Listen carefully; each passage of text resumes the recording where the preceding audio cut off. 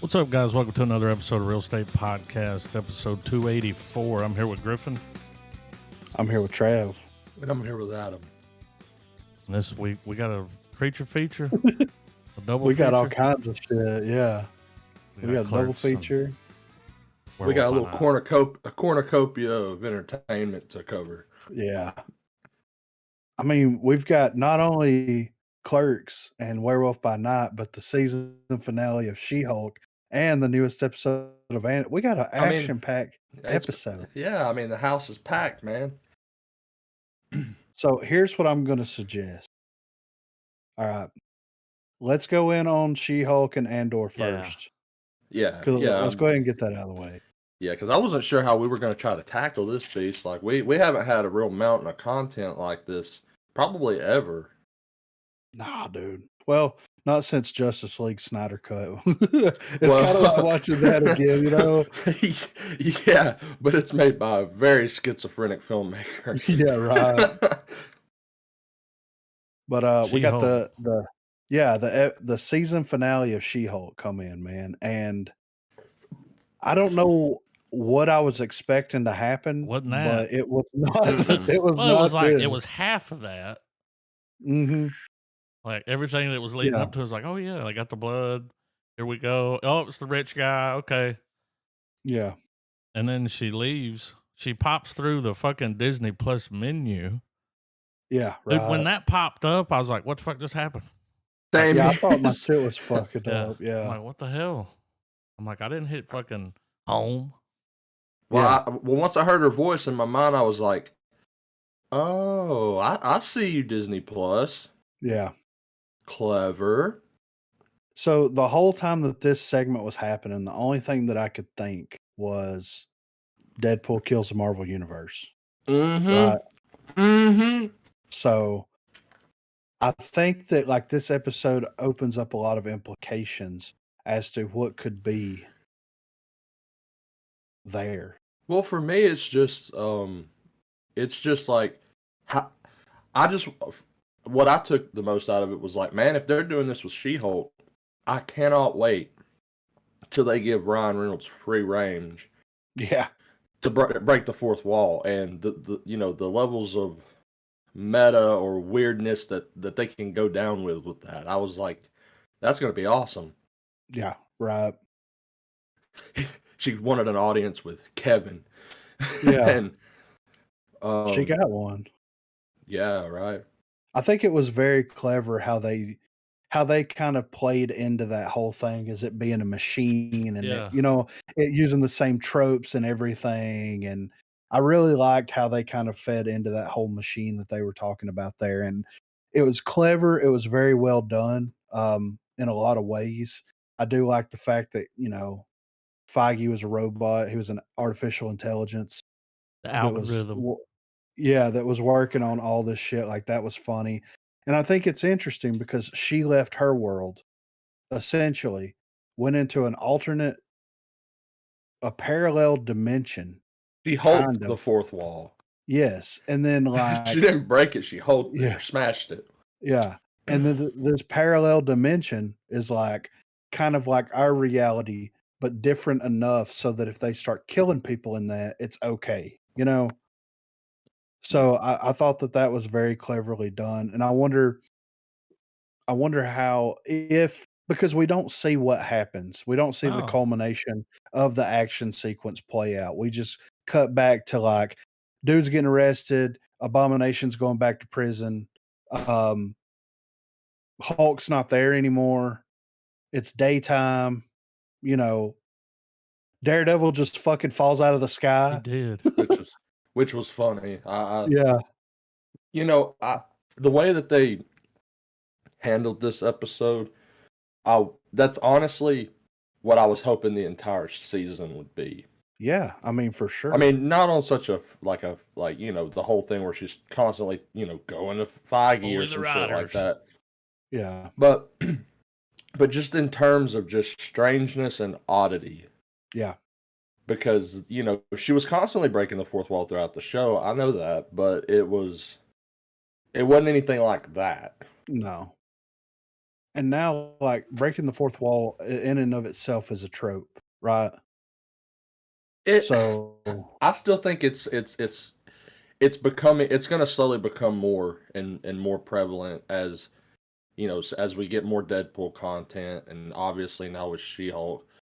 But honestly, fourth wall breaking, it's still a niche narrative tool, I would say, outside of just your typical movie where, you know, it's a fourth wall break where it's more or less just narration, yeah, more so than a fourth wall, you know? right. And to me, But I agree though. I think it's definitely headed that way. yeah, because I see that fourth wall breaking is gonna take the place of time travel. Because, like, you Well, have the something's people. got to. Yeah. Yeah, exactly. You've got the people who've done the fourth wall break very, very well, and those are the people that everybody looks up to, and then it's like time travel. You had Back to the Future, which is like the pinnacle of time travel films. And then it went a decent amount of time where there was some films that had time travel, some that didn't, but it wasn't done to the extent that Back to the Future did it.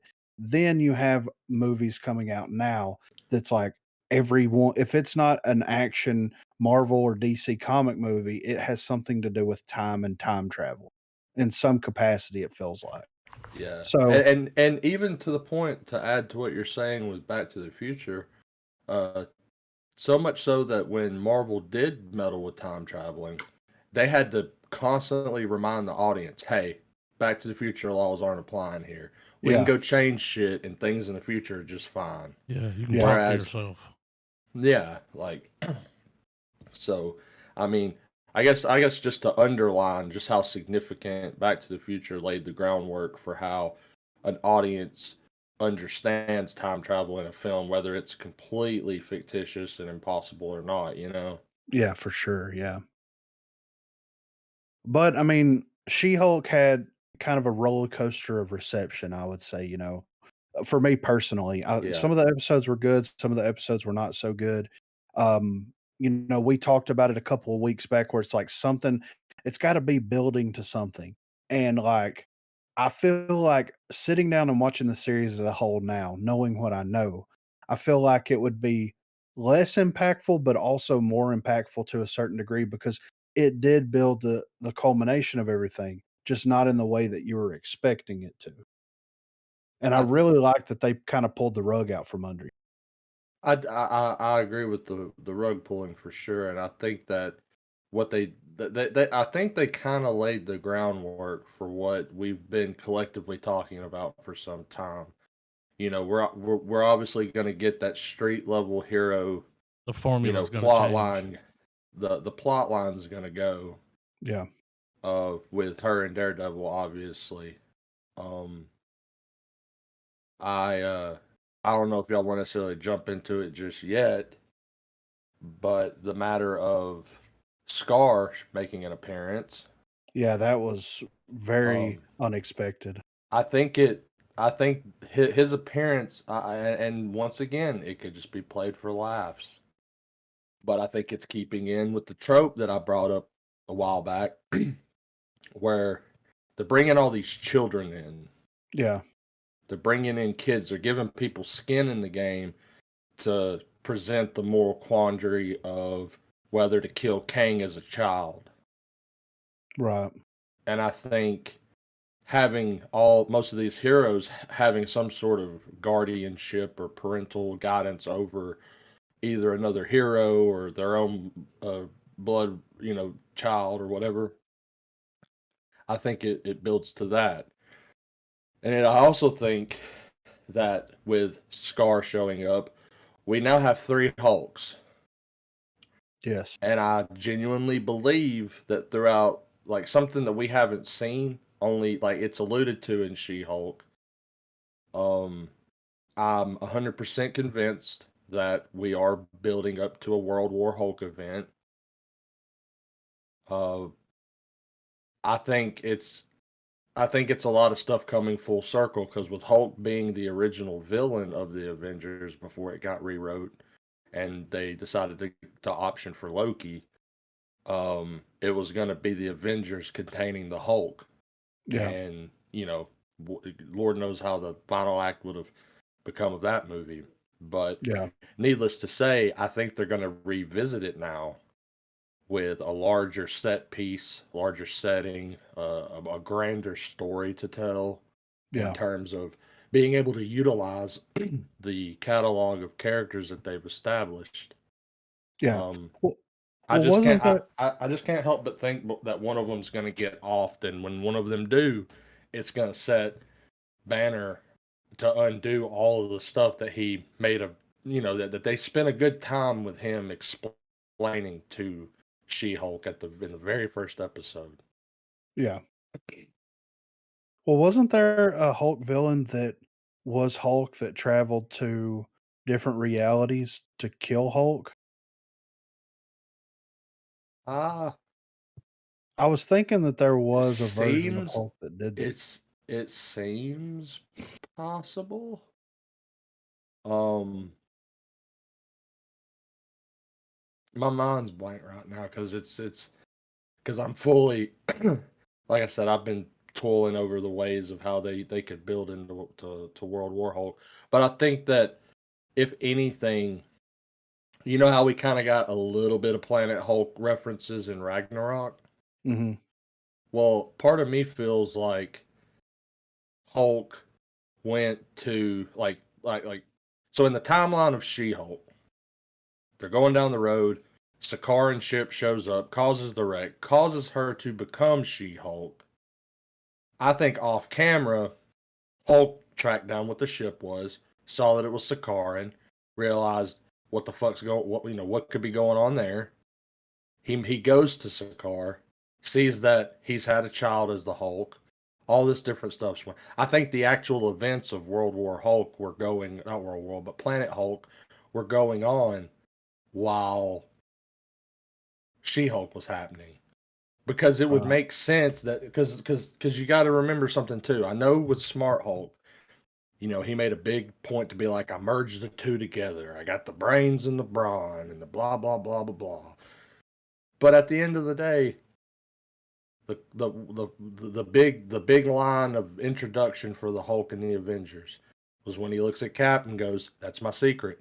I'm always angry."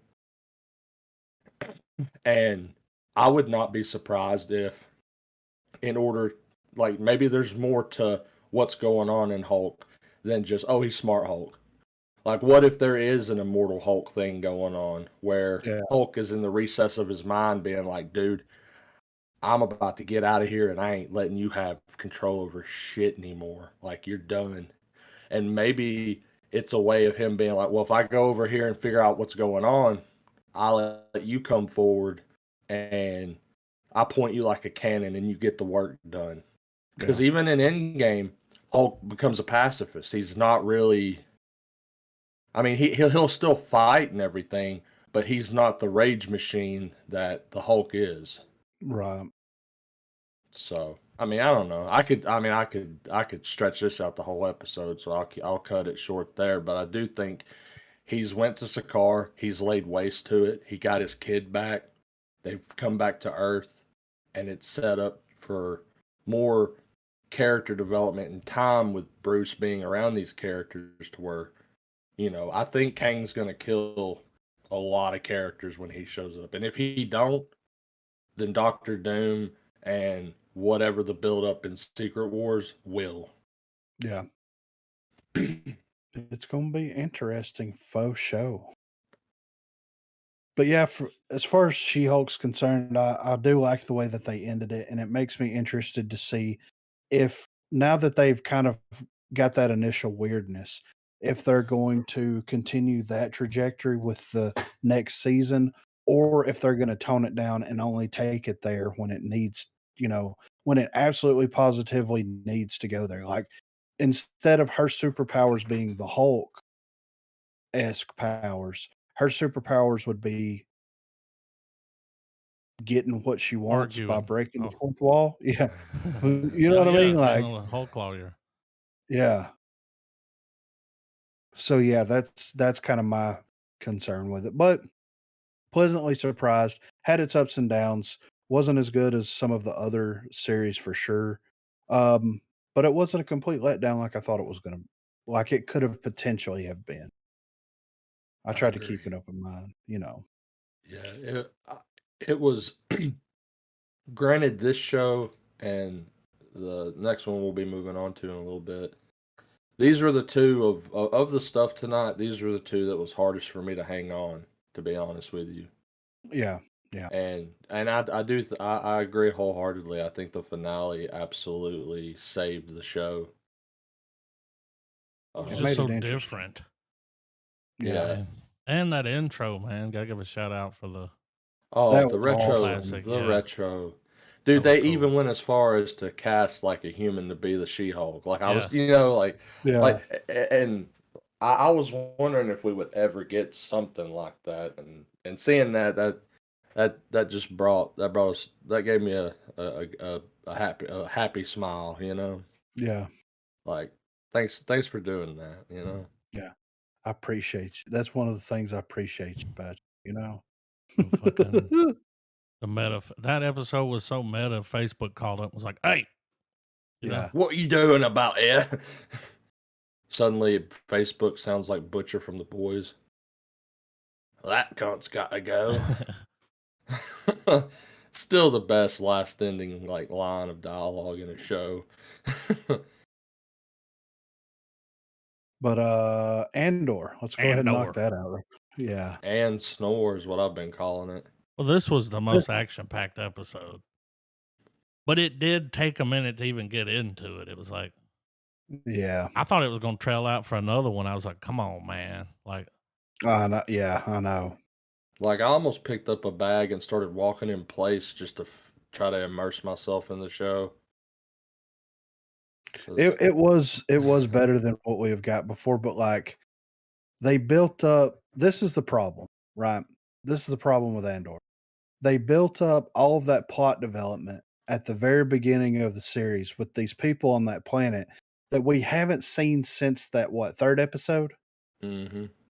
And now we've moved on to other stuff and we've had two and a piece of an episode. Well, yeah, actually one and a piece of an episode to start to feel some kind of way about these people. And I just don't care about even the kid that's like writing in the book that's like, oh, it's about philosophy. Don't oh yeah, care. You know what I'm saying? yeah. Don't care. Doesn't make a shit to me. Don't care. Um, and then like they start dropping like flies, and I'm like, don't care. You know, Yeah. Andor's the only reason that we're here, and we know that nothing's gonna happen to this dude because it's a prequel. You know? And that's it. You would think that a misstep like that when you're making a show that is a prequel, Yeah. you would think a misstep like that would have been caught early on in the writing room, where it's like, hey man, how do we make an audience give a shit about a character that's in very high stakes situations Yeah.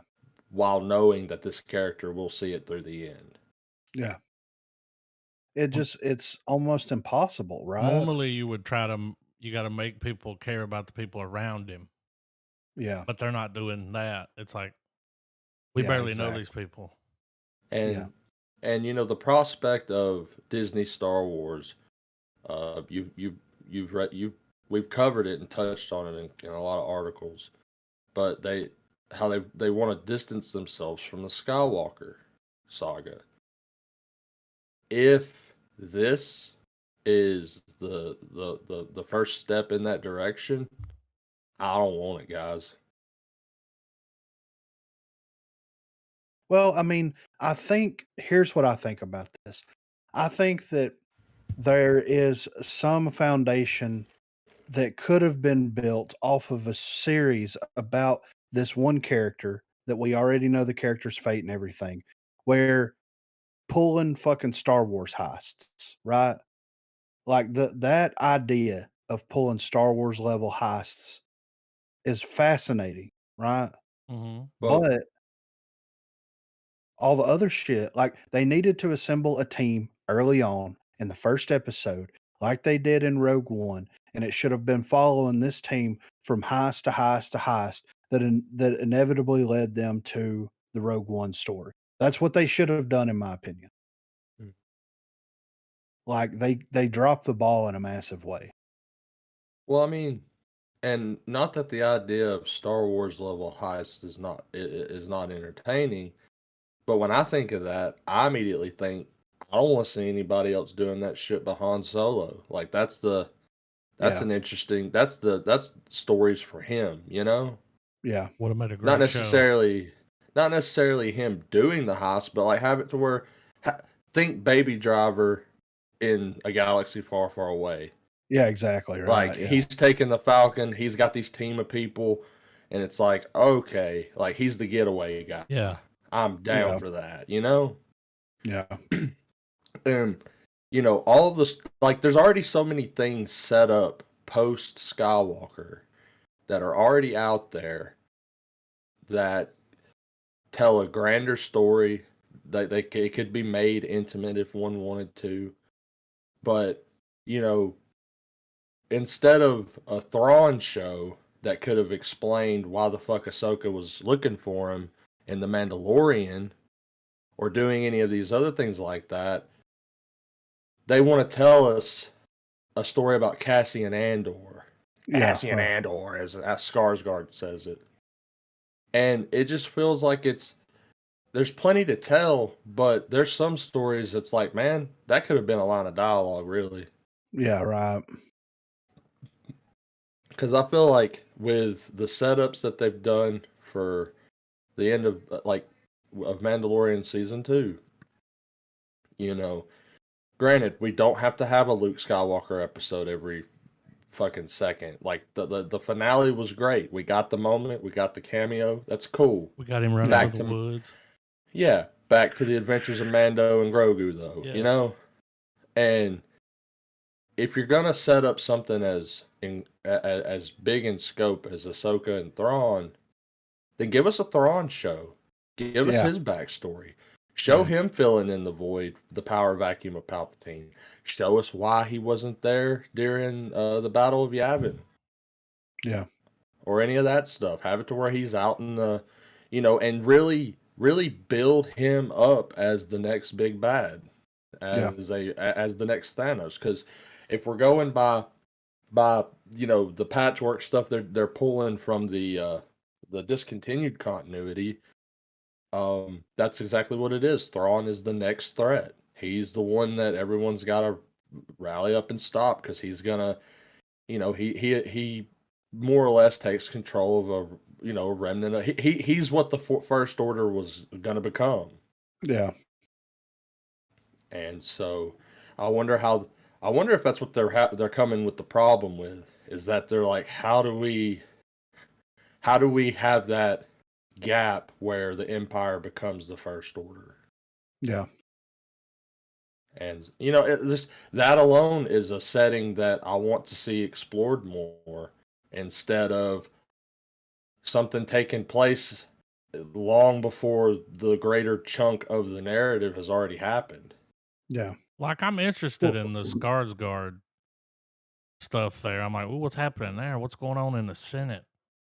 Yeah. You know, Oh yeah, because that's kind of cool. hell, But well, other yeah, stuff. because in the first 3 movies, we were in that Senate a fuck ton, so the political intrigue would be great too. Yeah, man. yeah, and there's dirty politicians, and Yeah. I mean, they stole 80 Puppets. million credits or whatever. I mean, gold. It looked like gold to me. I don't. Yeah. I ain't never right. seen gold rolled up like that. It looked like they used coin. You know, the little. Yeah, the rolling. I'm like, what the fuck is this?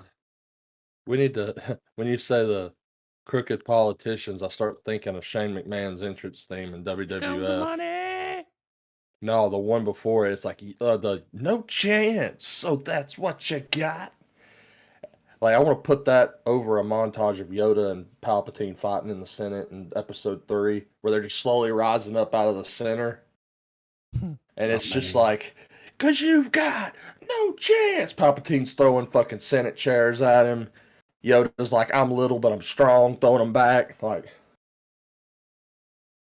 I mean, but it was the best episode so far, though. I mean, like the action, Yeah. the way that they executed the heist and everything was really cool.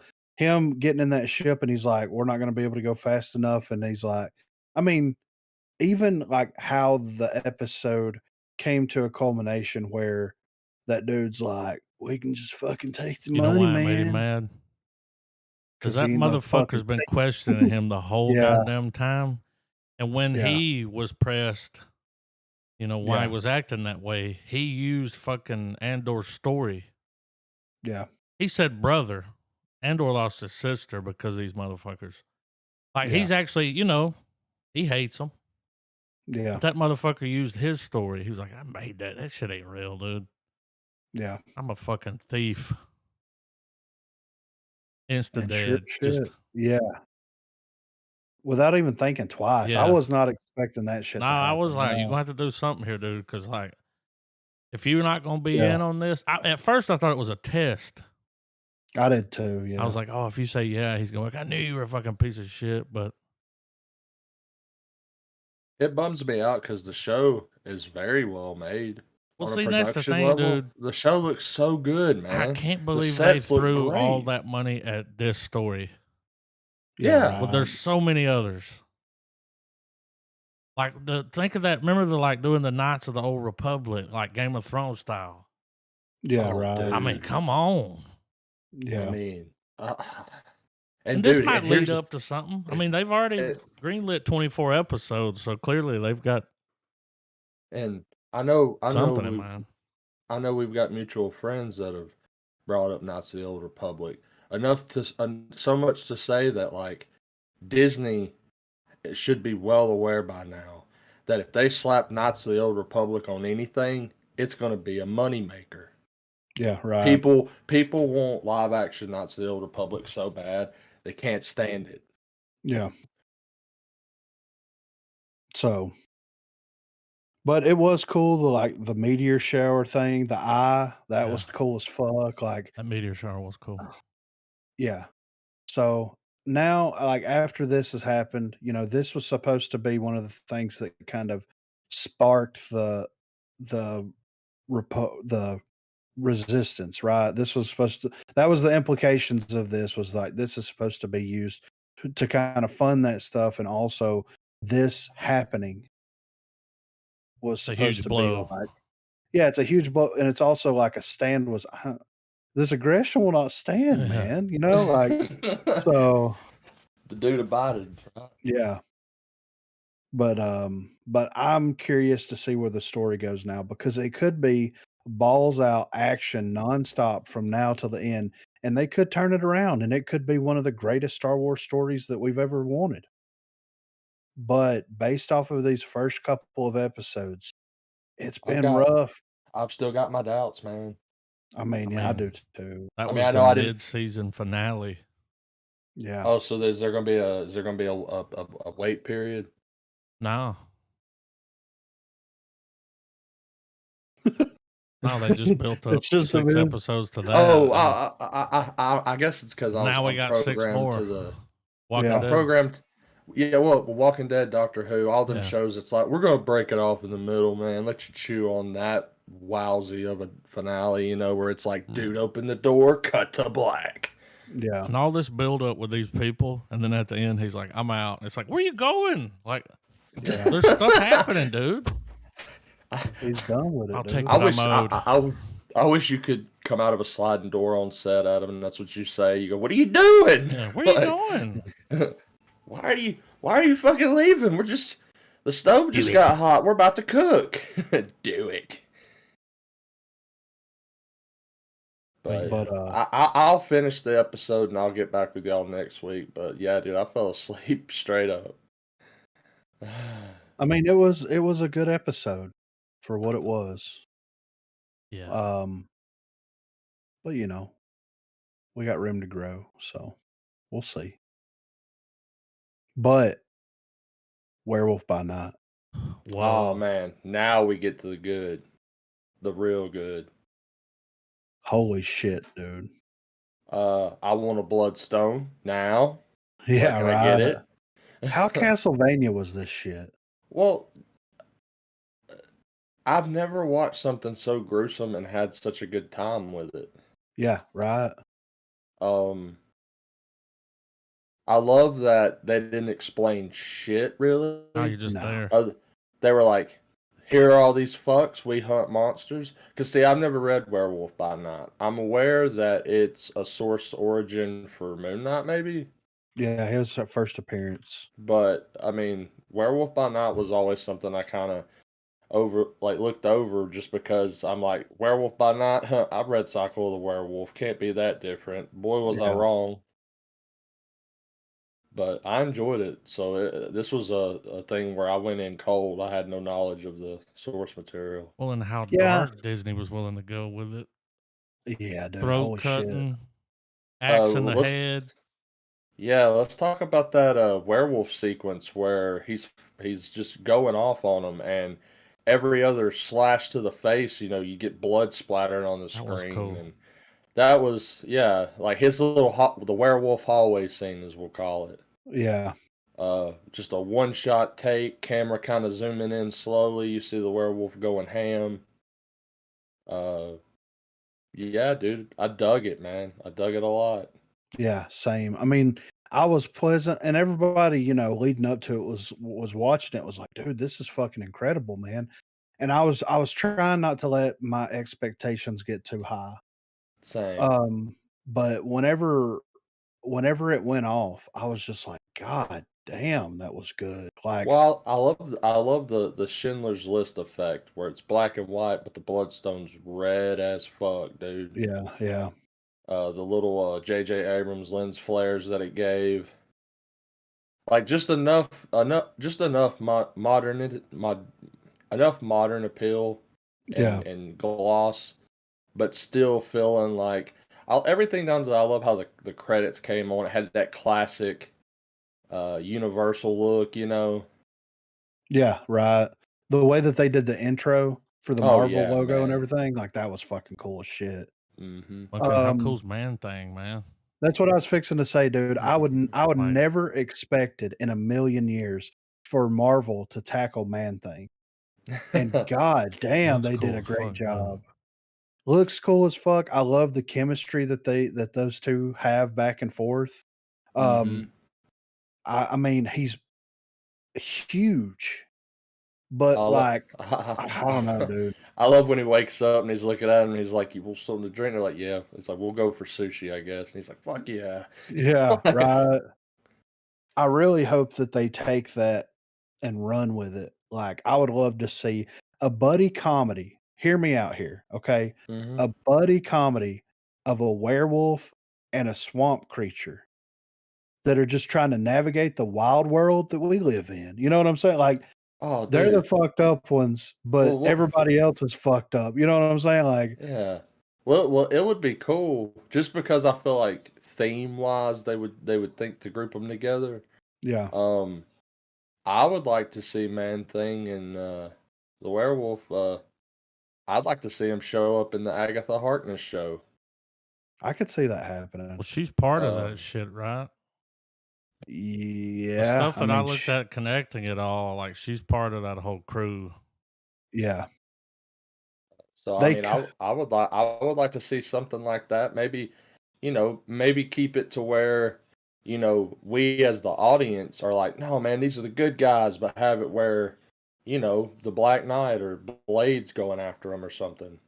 I could definitely see if they did it the right way, they build up these characters into a Justice League Dark-esque team Yeah. and do something Like, like that. or Well, they like, were talking about or how just more or less, or still the name and just call them the Dark Avengers. Wanda kind of Yeah, released all that evil, yeah, and yeah, that whole movie was evil as fuck. They were fighting off shit. Like you got this yeah, group, like the Avengers. They don't waste their time. They don't even think that shit's real. yeah, right, Boogeyman, what? yeah. They're I busy mean, doing other shit. there's This is this still, team's. yeah. This is their way of separating it. Well, they still, to add to what you're saying, Adam, they still crack jokes on Doctor Strange for being the wizard. Yeah. So, like, yeah, you're absolutely right. They don't take the supernatural seriously, No, really. So I would like So, to yeah, see them. great avenue. Yeah, I would like to see them do something like that, and then they could incorporate all that other stuff. Black Knight, Blade, Ghost Rider, like, that would be the perfect way to incorporate the more, like, occulty shit and yeah, also, like darker side. supernatural. Yeah, exactly, right. And they could do it because these characters, it's kind of genius that they made these characters even more relatable than the hunters that were there. You know what I'm saying? Like it was really, really smart on their part to do that, in my opinion. Um, and also a little bit about Man Thing. So Man Thing was working the guy Teddy, right, was working Mhm. on the a version of the super soldier serum, injected himself because Ah. these people were after him to get it, fell into a swamp, became Man Thing. In this swamp, there is a doorway that opens up into the infinite multiverse, and he is protecting this doorway. So Oh man, okay. yes. So that's kind of Man Thing's thing. He's protecting the swamp, and the reason why is because these It's like creatures are is coming it through it. it's like it's one of the only natural Mhm. It's the ways only to one. traverse the multiverse? It's the only natural way to get from point A to point B unless you have powers that allow you to do that.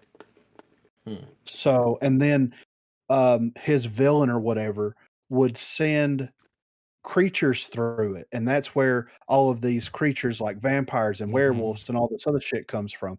They're not from our, quote unquote, our planet. They're creatures from other universes that he's sending through this shit to try to breach into it. So that would be a very cool and interesting way, since they're doing the multiverse thing, to bring these supernatural beings into it, So and it could even. Man Thing's holding the door. Yes. Yeah.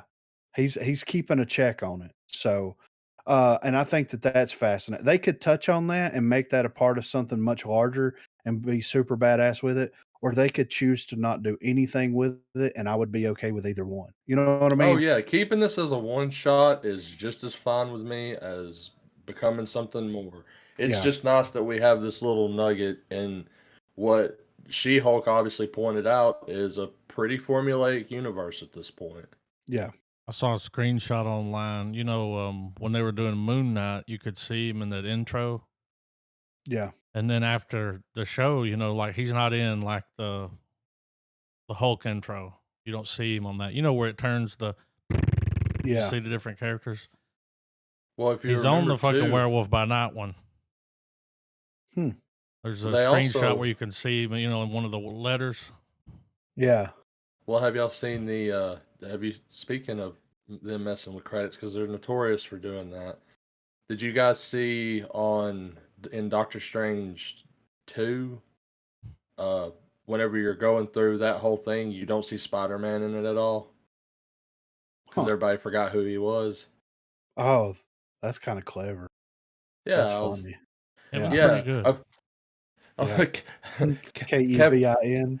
I thought it was so funny when She-Hulk walks into that fucking room and all you hear is the bra da da da da da da da da da da da da, the same fucking music we've heard endlessly every time we've sat down to watch something.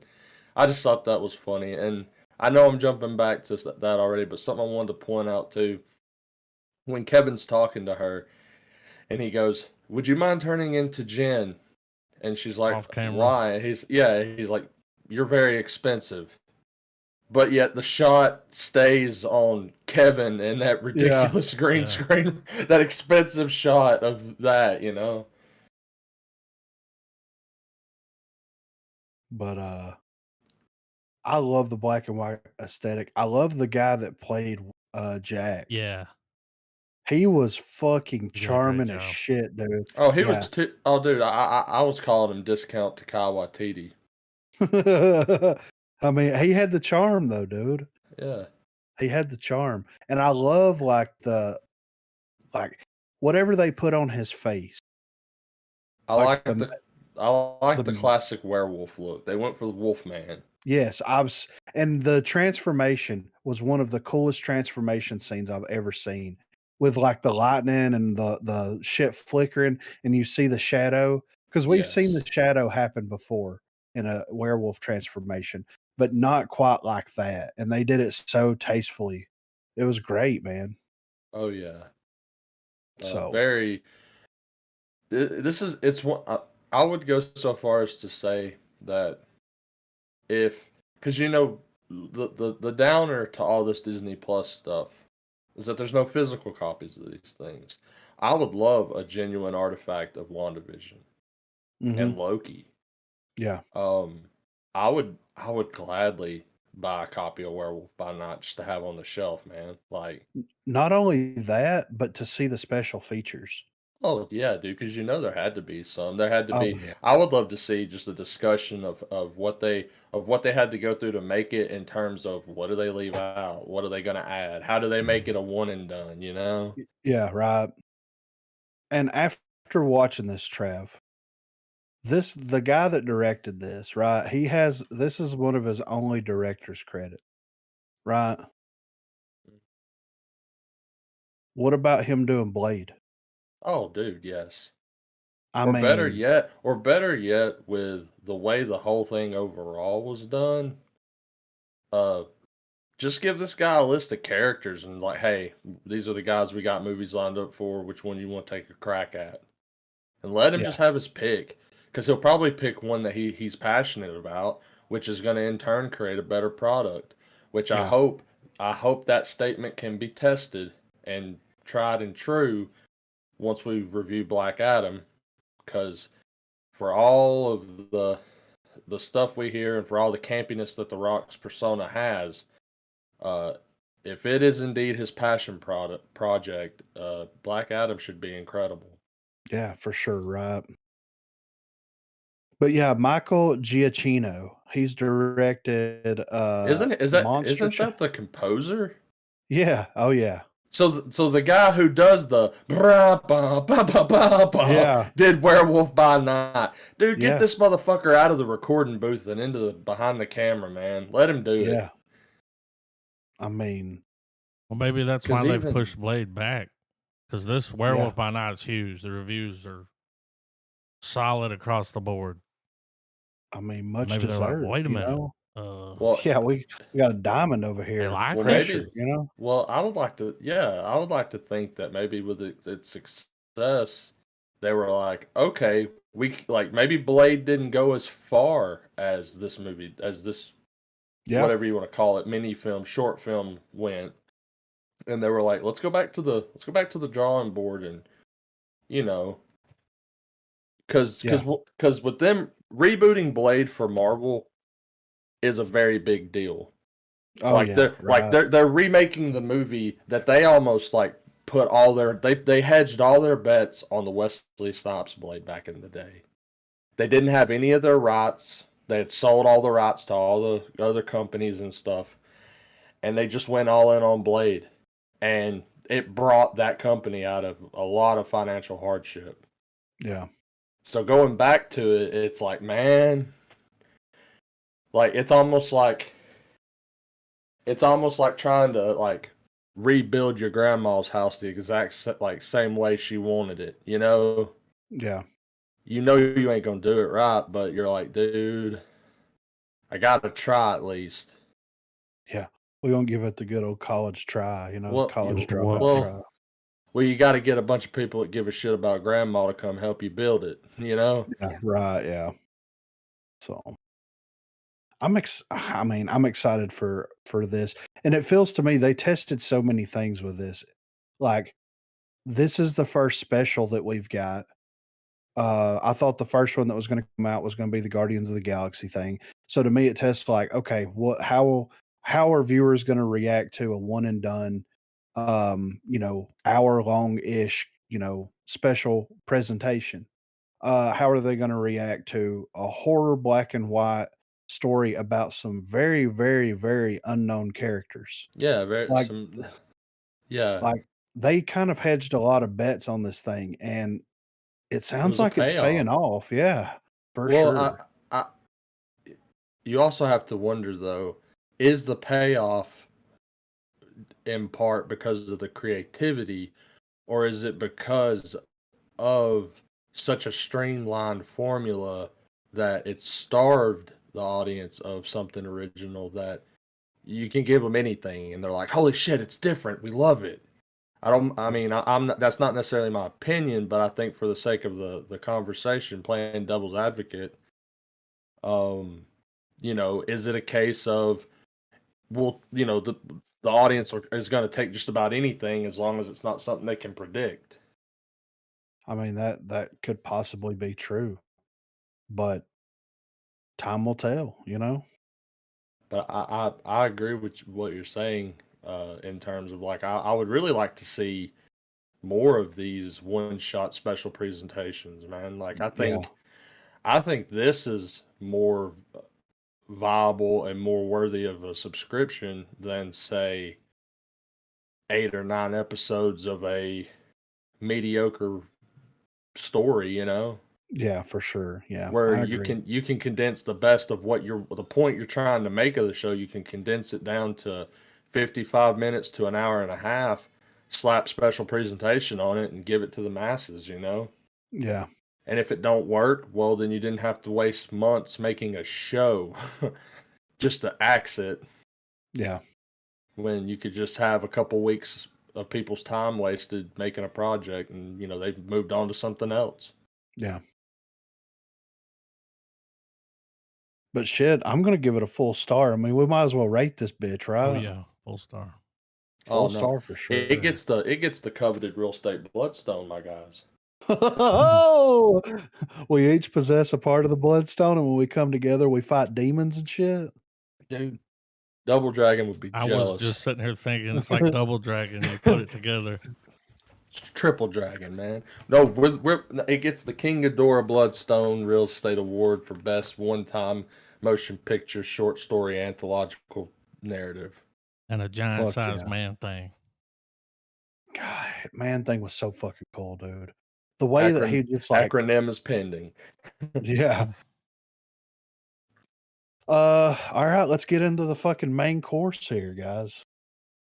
How much did you cry, Trav, when you watched Clerks 3? I don't want to talk about it. Exactly, right? Dude, I'm glad I didn't go see it like live. I I would would have have, been in there bawling. Like, I'm yeah, a lot better than I was a couple hours ago, man. yeah, it's Let's get I'm as far as the worst, not worse, because there's nothing worse about this movie, dude. Um, I just want to get the big gut punch out of the way, because there's a lot of funny stuff to talk about in this movie, even yeah, despite its seriousness in some parts. When not Randall, but when Dante stands up in the theater, yeah, right. I knew what was happening, dude. Yeah. It was the way that I wasn't expecting them to I wasn't expecting them to have oh god damn it. Rosario Dawson's character already be gone. You know what I mean? Yeah, too. Yeah. Well, Like, I think that was because this movie's really meta. yeah, uh, I think uh, I think it kind of did that the same way it did most of its Clerk 2 references. A lot of people like the second one, but it kind of it kind of faded into the ether. Like when you think of Clerks, I always think of the first, hmm, and I don't know if it's just a case of if it's your first foray into Clerks and Clerks 2 was your first introduction, then maybe it's the one that you reference. But I feel like in terms of like Smith was aware of how much of his movies he needed to bring in terms of fan serviceness. yeah, for sure, yeah, And of these three, I think we can agree that Clerks 2 is the one that'll be overlooked the most. Or not three, Clerks 2, yeah. yeah, Of the three, 2 is the one that's overlooked. I'm sorry. yeah. And I Because mean, this felt more of a direct sequel to 1 than 2 did. yeah. Well, I mean, convenience store, backing it together, like, yeah. But yeah, I was not expecting, and I like what they did with her character showing up at the cemetery and talking to him, the theater thing. Like, I liked, and then like Dante's circle kind of going, his story going full circle like it did was unexpected, right? Because Yeah. you go into it knowing that Randall is having the heart attack. You go into it knowing that he's gonna wanna make a movie, and it's gonna be basically a parody of real life to a certain extent. But, I mean, Dante's story really goes full circle, even to the extent where his girlfriend from the first flick shows back up, you know what I mean? And, Mhm. like, they work her back into it, so he deals with her, and I would have liked to have seen more scenes with them 2 interacting with one another. Because to me, when I think of Clerks, I think of Dante more so than Randall, For sure. right? Not even supposed to Um, be here today. Yep. exactly. And in this movie, like, Dante was surprisingly absent in a lot of scenes and a lot of the context of what's going on.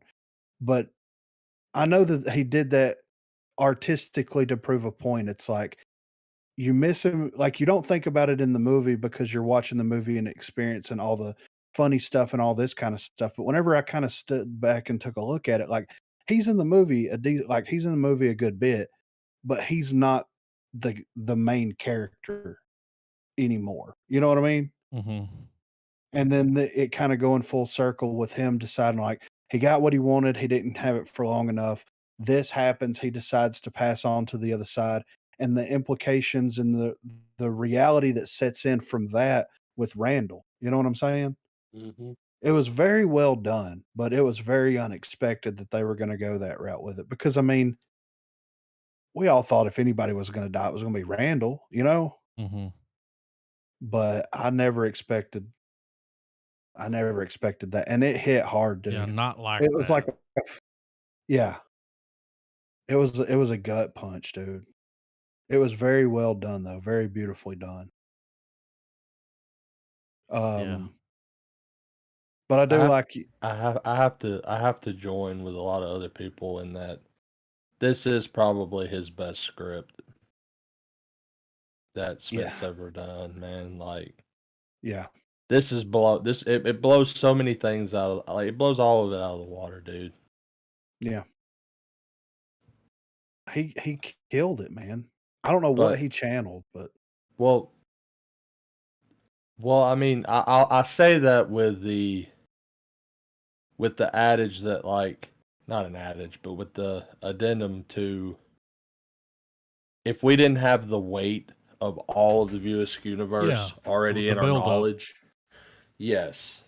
Like, if you just Because watch I this mean, movie without all that, it's not it's yeah, like it's you're kinda just gonna sad, but it ain't that sad. be like, yeah, sad movie. Those potheads were funny, We you grew know? up with Like, these people. yeah, yeah, man. in a big way, and Um, I really like the instead of credit music, we got the, Kevin Smith talk to you, and it's like, shared some little bits about himself in the movie and how he wanted to do things and everything. A little free director commentary, if you will. yeah, Um, but yeah, man. Yeah, it's just it hit it hit me in the feels, honestly, on a day when I didn't want to be.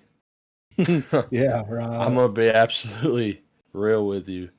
Uh, I watched this coming out of a shit work week, so watching it just even compounded it more, man. But yeah, gut punch number one was him leaving the theater. Gut punch number two is when Randall gives him the fucking eulogy and says, "Now I'm supposed to be here, man." yeah, I'm like, "Shut the fuck up, Randall." Yeah. yeah, yeah, I'm like, right, It's like "Just Elias shut was the helping us fuck." out here, and you fucking yeah, pillow pants. Oh, let the kites fly, man. So, can we talk about how so deviating from the sad part of the movie, which was great and beautiful and well done. Dude, this was some of his funniest. Like, this is a return to form in Kevin Smith's comedy, man. yeah, right, I love when they're playing hockey at the beginning and the way Jay and Silent Bob toss that weed up to him on the roof. That shit was fucking hilarious. Dude, they got man. a weed store and they're out there like, come here, give me the money. Just put it down. That's how we did it in the 90s. When they go to movies, dude, that whole scene where they get the crew at movies high and they're dancing. Yeah. Dude. Yeah. Funny. Dude, I liked when the because I remember you saying there was a dance sequence. Yeah, that's what I was talking about. The movies dance sequence. I thought you were talking about the shot where they were trying to get Jay to dance in front of the store, and he wouldn't do it, so they had to clear everybody out. and then he started breaking it fucking down, dude. I just thought that was funny as well. Dude was like, action. Yeah, I guess. Yeah, so many throwbacks too.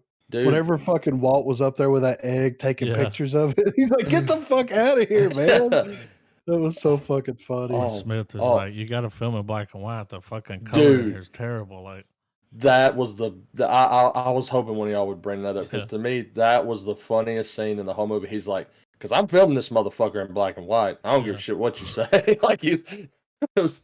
Dude, just so many people. Just I'll be honest. When I saw that and that whole thing played out, I just imagined Adam like going on a movie rant about like how we should like if we were filming a movie. I feel like that's something you would say, Adam. You got like your first one black and white. You would just break it down. You'd be like, dude, the lighting in here is fucking way shit. Too much blue. Like it's garbage. Like. We can do it, that's fine, but I'm filming this bitch in black and white. I would too. I would actually turn the camera setting, and that way you have to use it. I mean, like I feel like it would be so much so is that like you would have me and Griffin convinced that you're like, yeah, man, filming in color. Yep, yeah, you give us a thumbs up. Yeah, I'm rolling it. It's just I don't know what happened. Yeah. But then we'd be watching the final shot, and you're like, "Look, man, watch this in black and white. Like it's better." And you're like, "I fucking told y'all." Or what about Jay humping that movie head out the door while they're trying to come in? There's just the shit about the Asian design major. Oh yeah. Yeah. He just happened to be Asian. Yeah. It's like he majored in Asian design.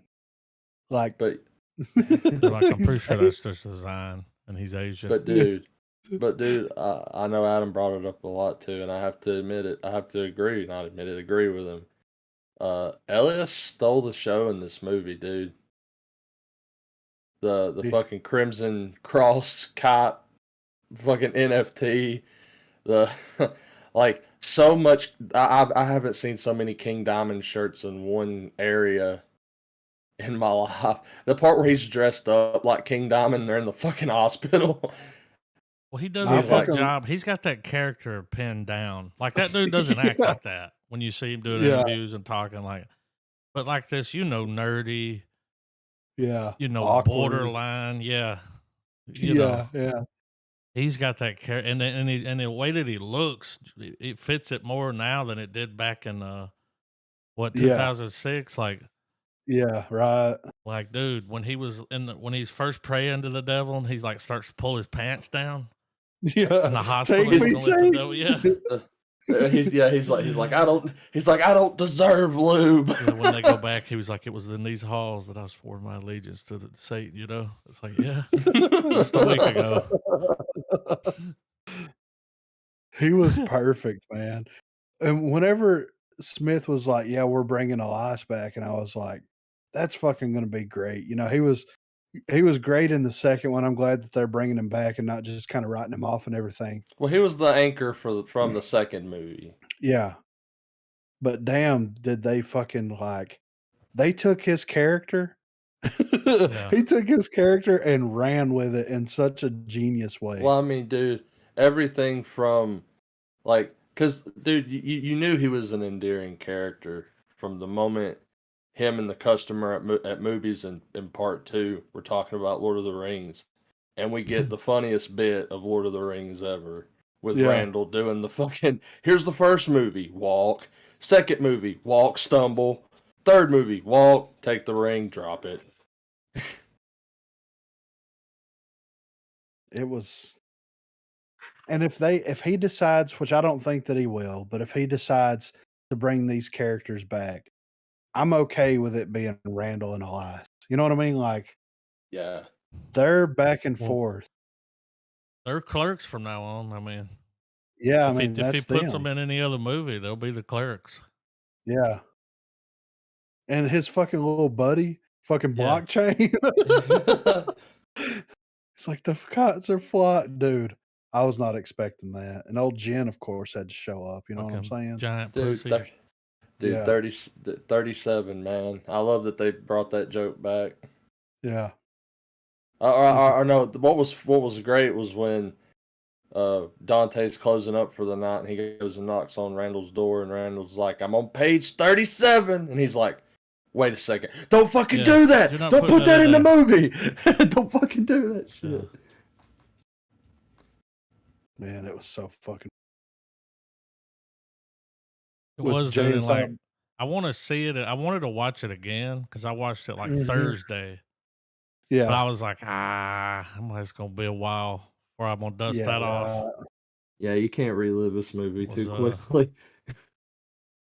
But see, I think that's like, but that to me, that's the thing about this movie is that if you aren't down with the View Askew universe, if you just don't like Kevin Smith at all, this ain't gonna do nothing for you. Yeah. But if this you was are complete like fan service, yeah. Oh, absolutely. It's fan service the movie or Kevin Smith's fan service, you know? Because granted, if you take away all the inside jokes, all the references and everything, the movie's not much because it's built off of so much. Yeah, right. I mean, and I think that's the hard part with being capable of recommending this movie, which to me, I think it's safe to say that this is a 3-star film from us at least. Oh, yeah, right. But, but in terms of, if some like you'd have to preface a conversation with this with, so have you watched everything else? Yeah. At least watch.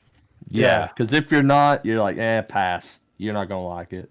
At least watch Clerks and Clerks 2 before you watch it. You have to. You know, like, there's no getting around that.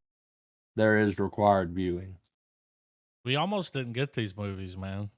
Remember when Kevin when he wanted to get away from it? He's like, I fucking just, and it's like, dude, this is your thing. Like, this is you. Why are you trying to do this other shit? Like, well, it's like, dude, people relate to you, Kevin, Yeah. And that's something that I think any artist strives for in their work. Yeah. Is a level of relatability. Even in the most fantastic stories that you tell, you still have to have a relatable theme or setting going on. And I don't know how much more relatable you could get with the themes that are addressed in this movie, dude. No. Friendship, survivor's guilt, fucking, all that stuff, man. It's all there. Yeah.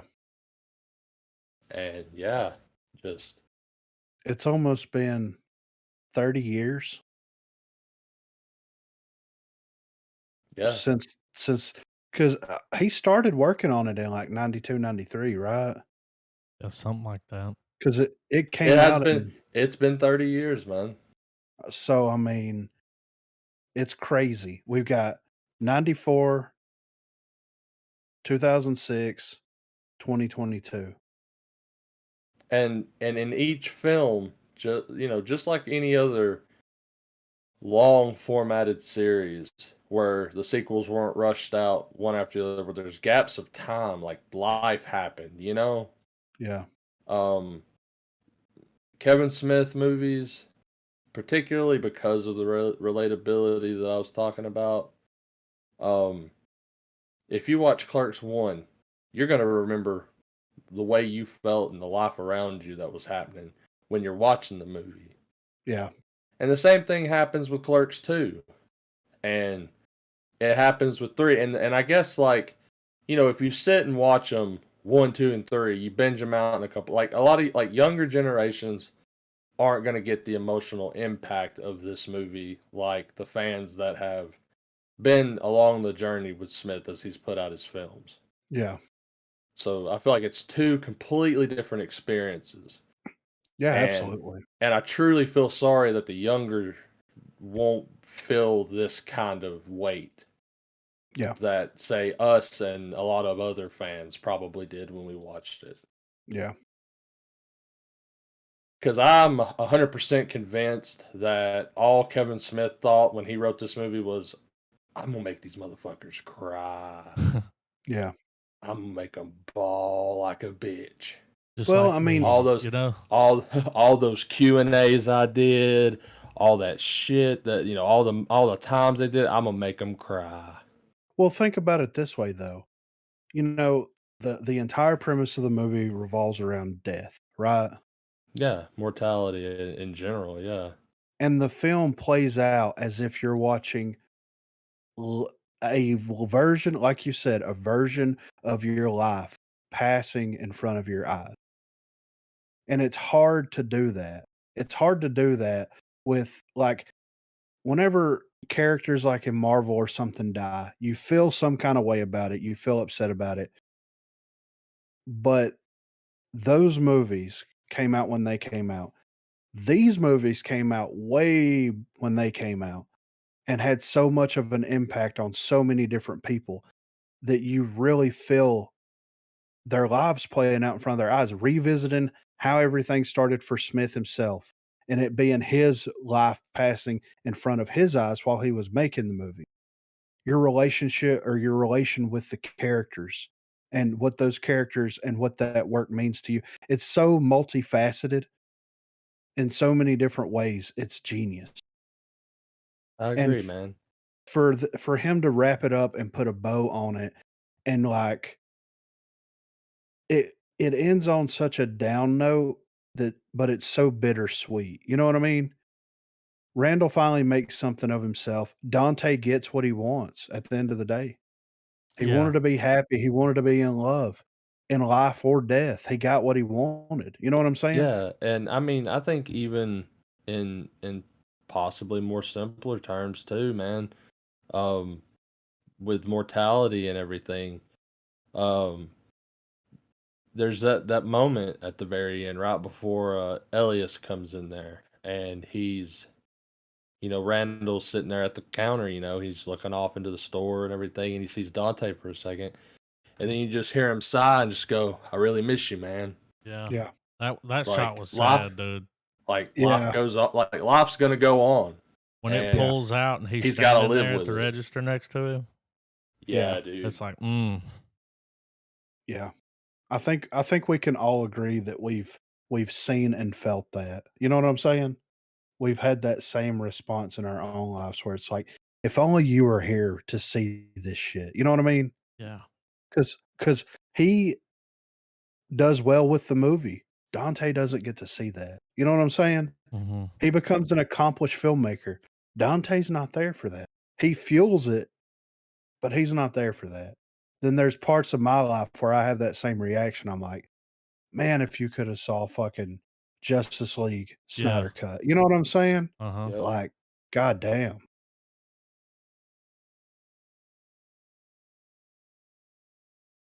It was so good.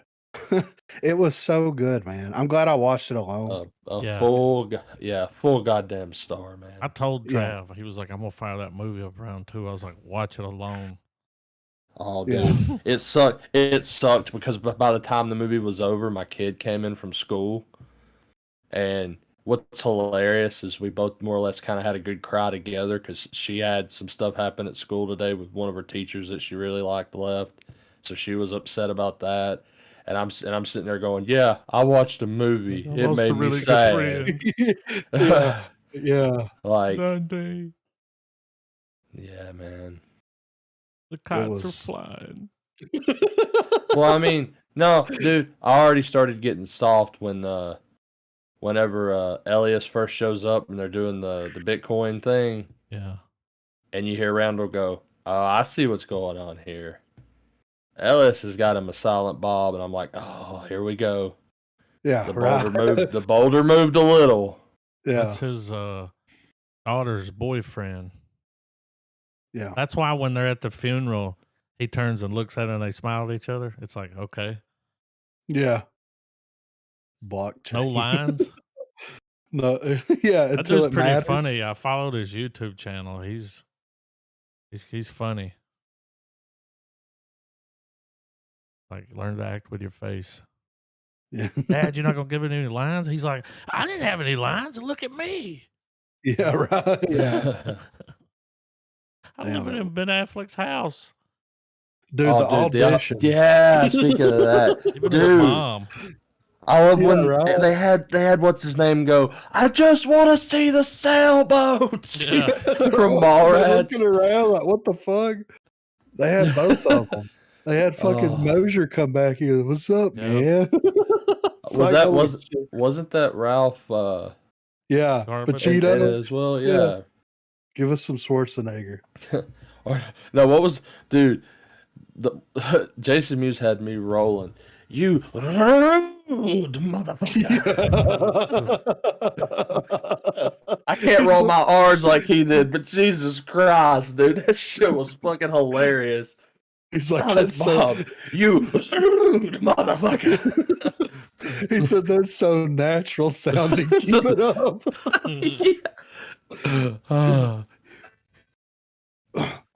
The level of acting that Jeff Anderson and Brian O'Halloran were God damn, that sequence where they get into it in the store. Where Dante comes in drunk and they finally have their big falling out. Yeah, dude. The last conversation they really ever have. Yeah, dude. Yeah. Right. Yeah. God damn.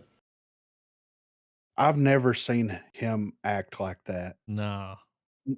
Either one of them. I don't think I've ever seen anyone act like that in a Kevin Smith movie. No, Not dude. like that. God damn, dude. Like that. And those dudes have known each other all this time. You know, there's probably shit between them, and they're able to channel. Well, I feel like that, and I feel like they probably there had to be a moment when they were about to film that scene where Smith and the other two, they just kind of sat there and Smith was like, because I feel like part of me can't help but think, because of where they filmed it and everything, that had to just be Smith and them and the camera. And I felt like there had to be this moment where they acknowledge each other and they talk, they're talking about what they're about to do. And when it was over with, like, it had to be a moment where Smith was like, one of the best scenes I've ever shot with the original people that I've started my film career with. And the growth of being a filmmaker himself, on top of the two of them growing as actors, whether they went on and did a lot or not, it has a full circle feeling in and of itself. Yeah. Yeah, man. Oh man, because when Dante, like, whenever they're doing the scene, and Dante's laying on the cooler, and it's the salsa scene. Yeah. And Dante finally gets up, and looks at him, and just finally spills it out, man. He's like, "Man, I've been with you since the fucking beginning. Your life is my life. And maybe for once, I don't want to fucking relive that shit because it sucked." Like, that whole fucking thing, man. That was unexpected good acting in a Kevin Smith movie. And I don't say that to punch down on the acting that happens in his movies.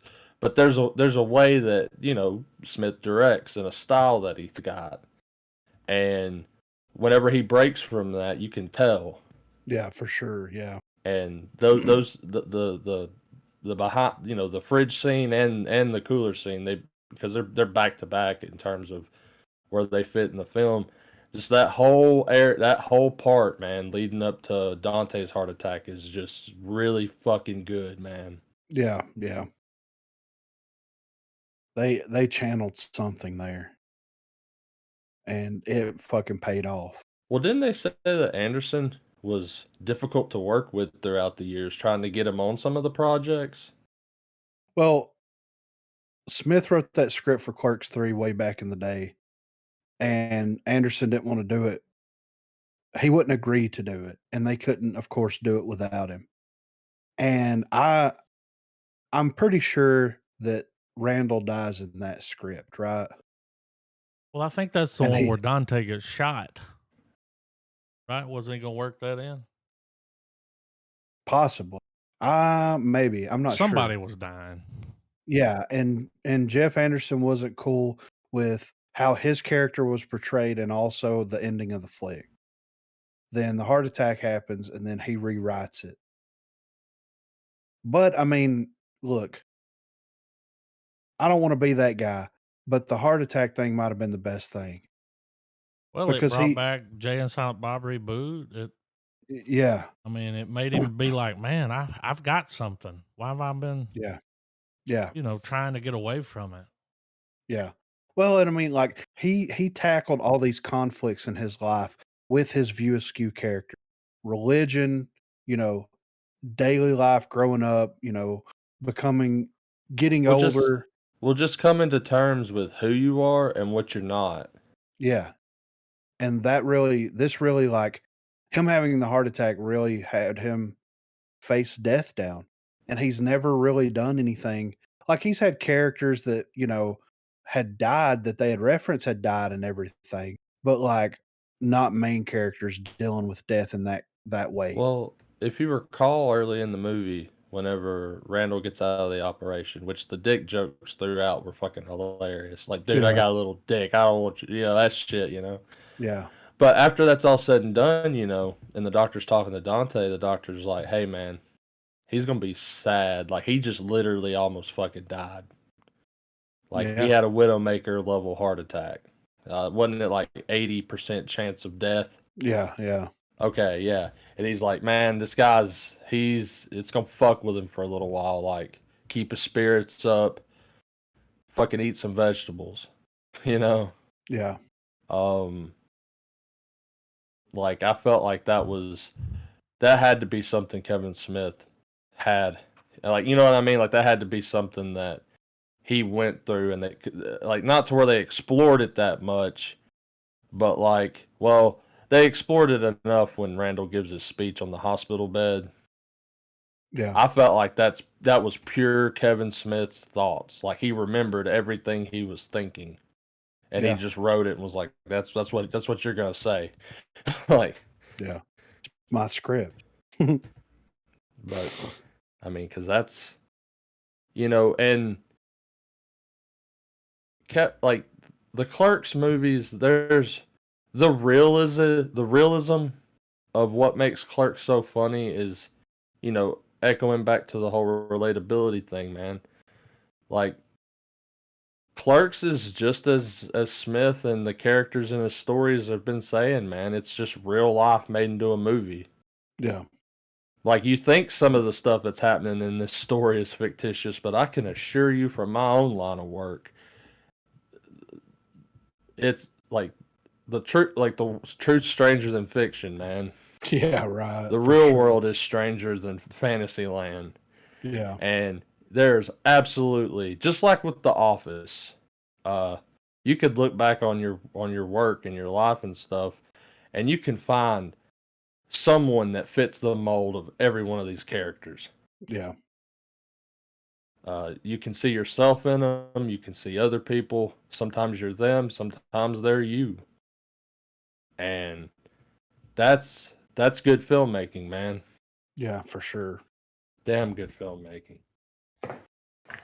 But yeah, it gets the coveted golden reel. Oh yeah. It gets the yeah. I mean, it's got It's the movie was back to basics, so we'll be back to basics. It gets the coveted golden reel. Fuck yeah. And the Fuck crying yeah. monkey. We have a bunch of other golden shit we'd hand out, but Only a few get the real. I assure you, we're mourning. Yeah, for sure, right. And will be for the foreseeable future. We got just a tad bit of movie news that I'm gonna hit up on here. So, Wonder Woman 3 gets a development update, right? So Griffin, why are we talking about Wonder Woman? We know where you stand on this. the reason why? Like, I feel like this is some dumb shit I'd throw in at the end of something, and you would be like, "Oh, who gives a whoopty fucking fuck?" No, dude, I'm trying to build a narrative here, okay? Oh God, Because this is gonna you're play building a in. case. You about to take DC to court? No, I'm building DC up. This is a rare occasion where Wonder Woman 3 happening is a good thing. Okay. Okay. Tell me So more. no Patty Jenkins. So, well, a scriptment for Wonder Woman 3 by Patty Jenkins is expected imminently, reads the report. Meaning Well, that she's Wonder not Woman, making. Well, since she's not making Rogue Squadron, I don't know what else she'd be making. yeah, right. Has been successful putting pen to paper in order to craft the next adventure of Gal Gadot's superhero. While there have been plenty of behind the scenes drama at Warner Brothers, with fans left wondering which other projects might next be dragged to the chopping block, it sounds like Wonder Woman 3 is in safe hands.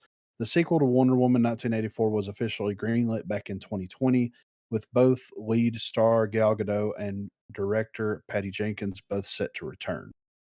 So Patty Jenkins, who so far has helmed both movies in the Wonder Woman franchise, recently offered an update on where she's at with the script for the threequel.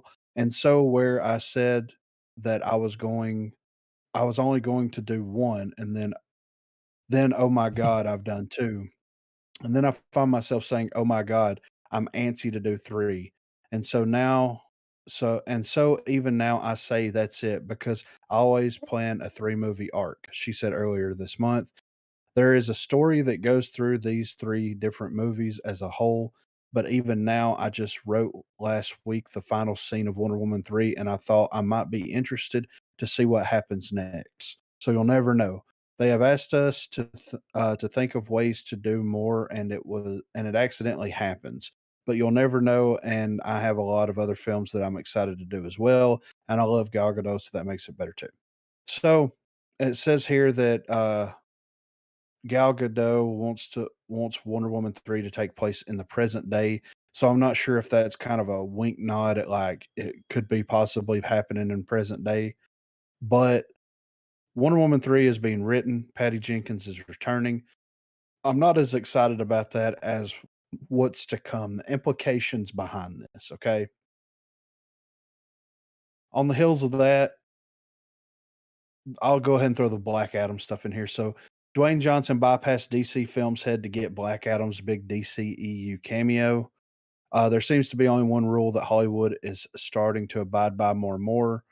What Dwayne Johnson wants, he gets. That seems to be especially true when it comes to his foray into the DCEU as Black Adam, as not only has the former wrestler and mega audience puller managed to pull strings in order to get Black Adam his own movie, but went around DC Films' head in order to secure the much talked about major cameo that happens in the movie.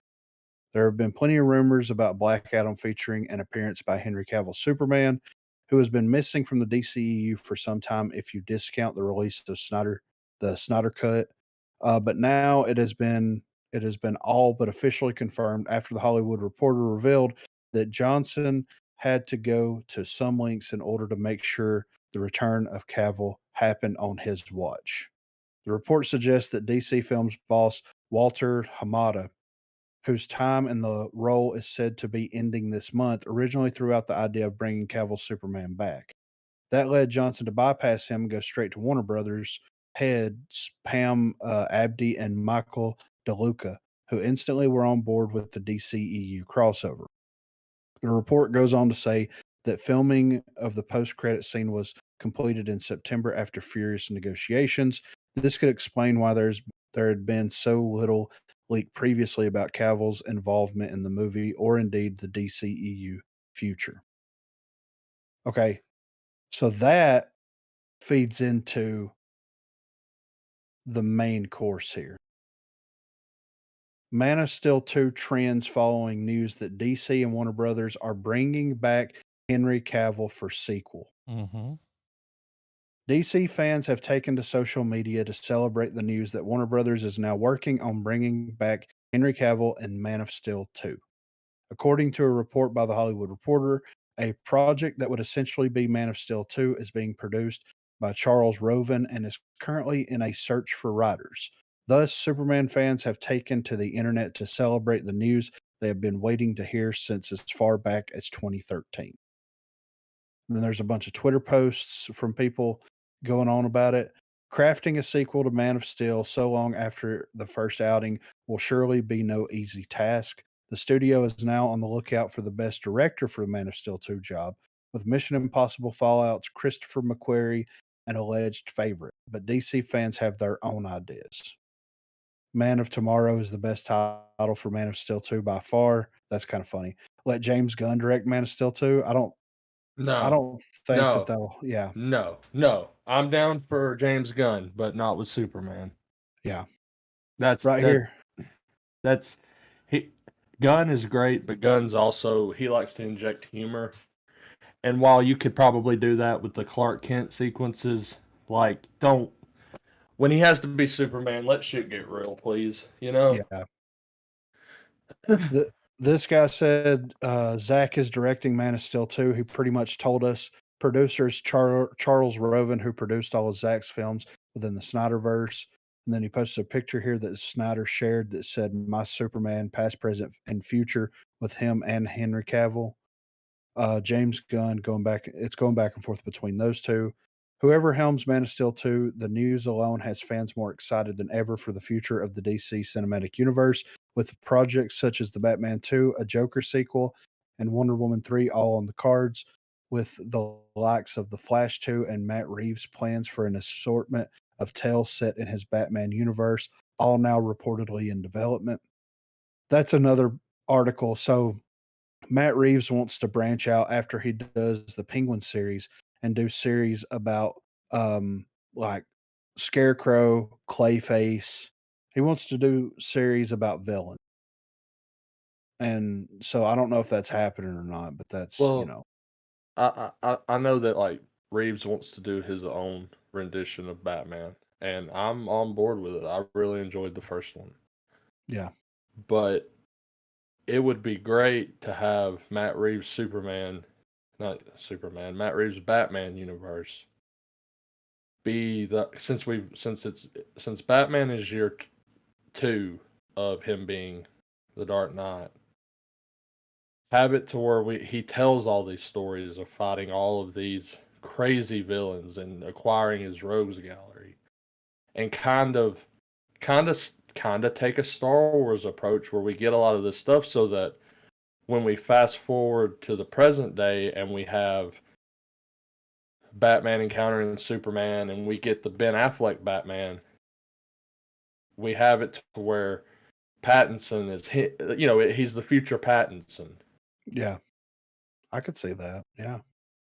And you can still keep the series disconnected to where Matt Reeves can do whatever he wants, and because he really can, because in terms of how Ben Affleck's Batman was portrayed in the DCEU, all we knew is that he lost faith in Gotham because Joker killed Robin. And that's it, really. Yeah. We know the origins of him as Batman. We get that. Yeah. But having Matt Reeves to just kind of helm and compress all this Batman stuff going on and finding a way to seamlessly transition into where, the Ben Affleck Batman can take over as the part of the narrative. I think Yeah. there's no reason why that can't happen and still give Reeves the creative freedom to tell what he wants to tell. Yeah, absolutely. Because the limitations that would be in place would be very small and would be honestly only limited as to how you're going to make Batman be 20, 30 years into him being, doing what he's doing. Right. Yeah. So to kind of put a pin in this, DC fans have Dwayne Johnson to thank for the return of Henry Cavill as Superman. So this goes back to the article we just read, but this is a quote here. I feel that this serves not only Black Adam, but it serves the larger DC universe, Johnson said earlier this week. But more importantly than that, it takes care of the fan. And that's what you want your lead foot to be. So yes, phone calls, meetings, but man, this was years, man. 6 years to get that done.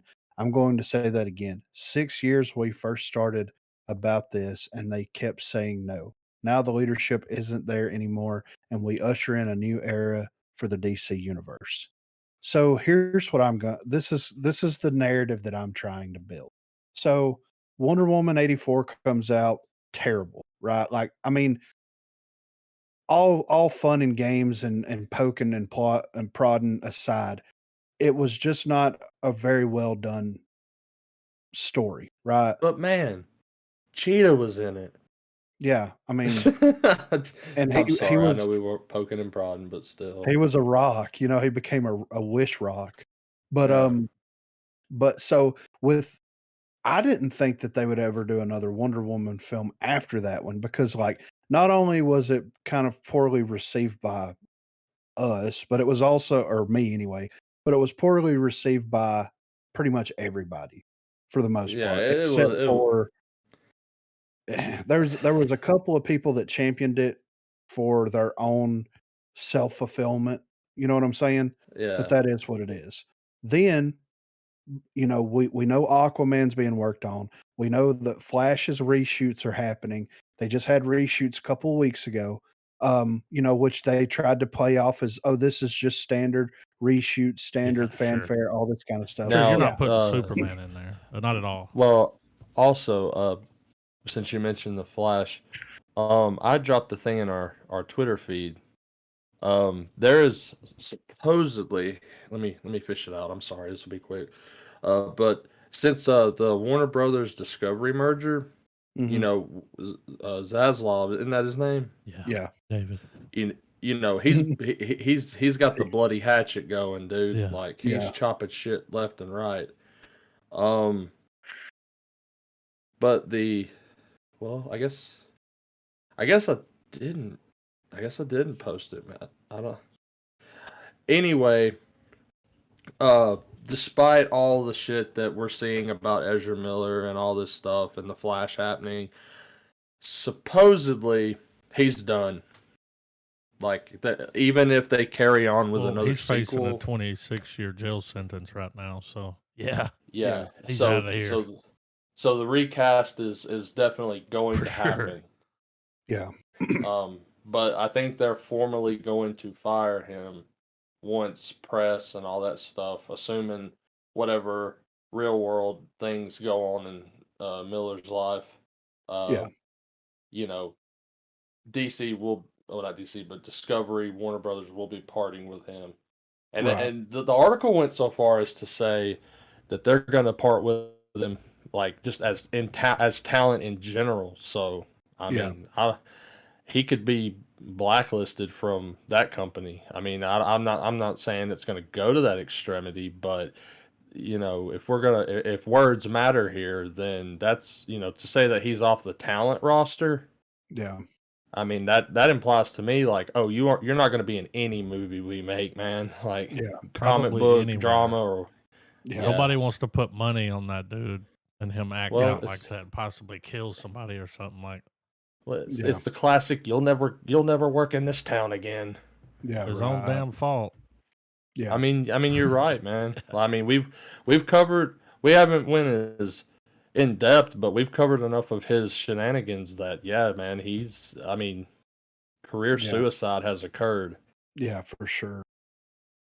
So, but with the Flash doing the reshoots, with Wonder Woman getting, you know, confirmation that it's being worked on, with Aquaman coming out, Mm-hmm. with them in talks right now that Man of Steel is going to happen. It's not a far-fetched idea to say because Zaslav in one of his interviews that we talked about or in a interview that happened with someone possibly at Warner Brothers or a leak was very interested in bringing back Snyder and Yep. what he was doing with the DC universe. Now, if Snyder is attached to it right now, that news is not gonna get let out for a little while until they get all the final pieces in place. If Cavill agrees to come back, even if Affleck to a certain extent, because I could definitely see, and that could be what the Flash reshoots because they were gonna use the Flash as something that was gonna reset everything. But if they're going to be bringing Henry Cavill back as Superman, then how are they going to reset everything? You see what I'm saying? So I feel like Zaslav got in there. He got rid of the Batwoman or Batgirl, whatever that was. He started axing a lot of the DC projects that were in development at the time. He only wants to focus on things that are going to make money, which makes Well, sense. and even and that could translate in terms of fans is also why expand a pantheon that has just now been established. Exactly. Well, if Love it y'all or hate it. remember when they did the reshoots for the Justice League, the only reason anybody came back for that was because of Zack Snyder. Yeah, This is yeah. true. So And it gave us a lot of really awesome footage. Yeah. I mean, the last 30 minutes of the Snyder cut was pretty much what I assumed are the post-credit scenes for all of his other movies that never got to be made. Yeah. And he got to film them all, and all of it was like the level of wanting more. Yeah. Even being able to accomplish that with a 4-hour supercut of your movie. Yeah. Dude, that's people don't want to admit that Snyder he was on to something. For better or worse, he was. Absolutely, yeah. And to have had the rug yanked out from under him when other franchises have put out even far worse products and kept those teams together to shit out more lackluster content. To have done that to Zack Snyder is pretty shit. Yeah. And, I agree. And I really want Cavill to stay Superman.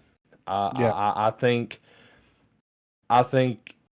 the whole thing with Brandon Routh as Superman, I think that's just a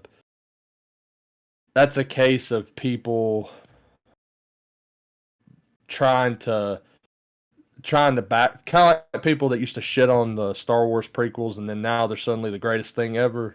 Yeah, yeah. Because I don't know if y'all remember, but when I went and watched Superman Returns and left, I was like, what the fuck did I just watch? Yeah, I still feel that way. I mean, dude, like, all the Richard Donner fucking references aside, because that's the only goddamn thing that makes that movie good. Yeah. And I have it sitting on my fucking shelf reluctantly. Right. But I say all that to say, Cavill is the best Superman since Christopher Reeves. Mm-hmm. Bar none. Absolutely.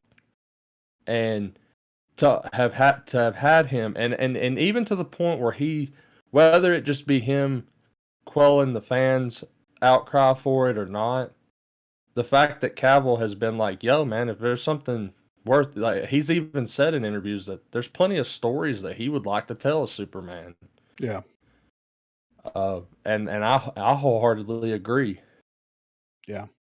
So like all of this all kind of coming out around the same time gives me a lot of hope that Zaslav is going to try to put DCEU back on the fast track. Lucky enough, Flash hasn't been released yet. So that if there is something in that that's going to change things catastrophically, they can fix it before it comes out.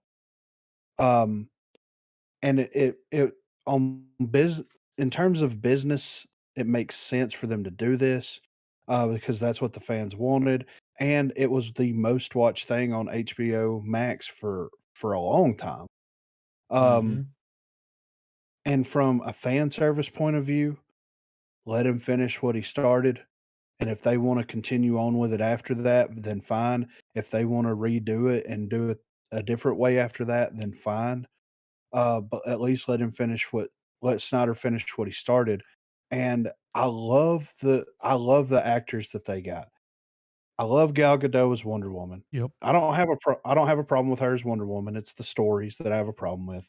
I think that having Momoa as Aquaman, as unexpected as that is perfect. Yeah, it surprised me as well, man. Yeah. Affleck as Batman, phenomenal. Warehouse scene, say no yeah, more. yeah. Flash, I mean, Martha. it's not our fault Like that he got weird. So Like, I mean, dude, the minute he throws that grenade back and it blows up and the fucking score kicks in, yeah, that's just a moment of perfection very few films get. yeah. Wow, where was I getting with it though? Oh yeah, I mean, and here's something too, like on a business level as well.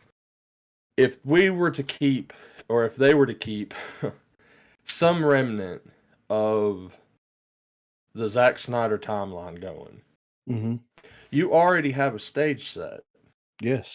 Because at the end of Snyder Cut, we got to remember that any movie that's going on right now, you don't have to reference Darkseid. You don't have to do anything. Because if anyone who has taken the time to watch the Snyder Cut, we're all aware Darkseid's on his way. Yeah.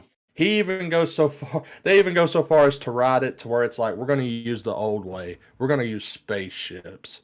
Yeah. So he's just, as far as the DC continuity where it stands right now, Earth shit's happening, Darkseid's on his way. And you can run with that in a million different directions, and you have a goalpost to work towards. Yeah. So Snyder could come back in 10 years and finish his Justice League story.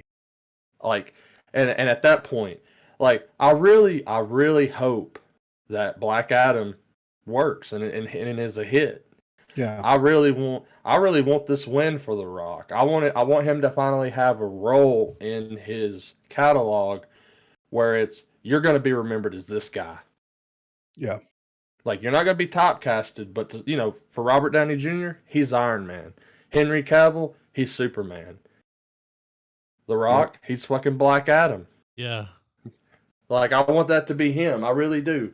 Because, because what we've seen trailer wise of this, the footage looks like it's a silly goose time, man. Yeah, right. But yeah, I wanted to put those three together because I was trying to keep the movie news and stuff, but the implications that this in and of itself has for something that we've championed for as long as the podcast has existed. And outside the bubble too, I would say. Like, it's not like we're part of this restore the Snyderverse community where we go hop on some fucking Discord and spew the same shit to one another. Like, yeah, we've been really, gunning for this for a long time, and seeing the community of just superhero fans in general, seeing people slowly be like, you know what, Snyder was onto something, and seeing them kind of, us all finally coalesce into like, you know what, we should have let the story play the fuck out, Yeah, right. Instead of turning it into this jumbled mess where people just can't, like, people took what they didn't like and fucking just threw as much dirt and shade on it as possible in more ways than, like, people criticize that Martha scene so goddamn bad, and it is not that bad of a scene. No, not at all. It really isn't, man. Like, no. Like, it's the lamest shit ever, but then you'll see some other stupid fucking movie pull a far worse trope and nobody bats an eye. It's like, give me a break, man. Come on. What, like for sure. Are we rubbing our dicks on the wall or something? Like, what the hell's happening? All day, every day. But the last piece of news that I wanted to throw up here was Charlie Cox has just one particular comment about Daredevil Born Again. So of course I had to click on this to see what he had to say. So he had a conversation with GQ, and Cox was asked if he is looking for anything new in his upcoming experience with Daredevil Born Again. While Cox decided not to offer to offer any detailed insight, but gave a slight input that he thought he could use while playing Hell Kitchen's Devil again. This is what he had to say. I guess what I would say is hopefully on the Disney Plus show, Born Again, we will be able to use, and I hope that we do it sparingly. I believe it should be used sparingly, but we'll hopefully be able to use a tiny bit more CGI in the action sequences just to emphasize his gymnastic abilities that have been basically impossible to do. Well, I mean, we got to see that in She-Hulk, and I'm totally down with that. Yeah, Like I the way think it showed him zipping around the roof, like going down lower and lower and lower and all of that. Like, yeah, yeah, like just just use it as a season. Yeah, man. yeah. I'm fine with that, and, like, it's cool that he's that in tune with the character where he's like, "Look, you can't do this. Like, a person can't do this, but guess who can? Daredevil." Yeah. You know what I mean? Like, Well, it's almost like he nodded and winked and was like, "Hey, treat me like Spider-Man a little bit." yeah, and that's okay. It's okay to go that far with it. You know what I'm saying? So, like, yes. I mean, one of the coolest parts of his appearance in Daredevil that we were talking about last week. I love that brief moment where he kind of gave She-Hulk the rundown of his skill set. Like, I Yeah, can hear the heartbeats, you know, all that kind of stuff. And like I've always said several times over, that's one of my favorite parts of the original Daredevil comic was how the narrator, you know, or himself would explain how his powers are working. Like, you know, he would be like, I know that he's using a 9mm blah blah blah pistol because the air yeah, shift this like it's just crazy shit, but you're like in the context of the story, you're like, yeah, it makes sense. Okay, cool. yeah. Well, and this is one thing too, like, whenever we got the Affleck version of it, they did a pretty heavy amount of CG work with the way that his echolocation works. Oh yeah, where you like he could like whenever it rained, it Yeah, kind of went all Matrix code for him. yeah. And then on, one episode of Daredevil, it shows him looking at, that chick, I can't think of what her name is, but you see her outline in fire. He says he sees everything in fire. And I thought that that was so visually interesting, but they never did it again. And I would love for them to use a little bit of CGI to show that, to show him being able to pinpoint some of these things. They don't have to do it every time that there's an encounter. They don't have to do it, but just him being stealthy, old sneaky Pringle Daredevil over here. You know what I Well, mean? it would be cool or visually cool to have a moment where, you know, we the audience have seen like we've seen what Daredevil's going to be up against, Yeah. but he hasn't yet, and we just have this really crazy visual moment where, you know, he's seeing this massive fucking villain or like Kingpin, Yeah. just this hulking mass of a person or thing in front of him, and he has that brief like, oh fuck, but he's like, I'm gonna fucking fight it anyway. Like, you know, like Yeah. Yeah. But yeah, I wanted to throw that in there because, dude, I'm really looking forward same, to Daredevil. 2 years. same. They like Netflix completely saved that character, that IP, man. And Yeah, Daredevil's right. a really fucking cool character too, man. Yeah. So it's cool that our boy Murdoch's getting some love. Yeah, right. More love for I Murdoch. mean, he got love, all right. Yeah, right. Oh, he got some of that shussy. That's Hey, if anyone's been listening long enough, we know how Griffin blurs words together. Y'all know what I'm saying. I mean, she put that fucking wop on him, dude. Some of She that. gave him a wop. It's just that was. That's what it was. That was.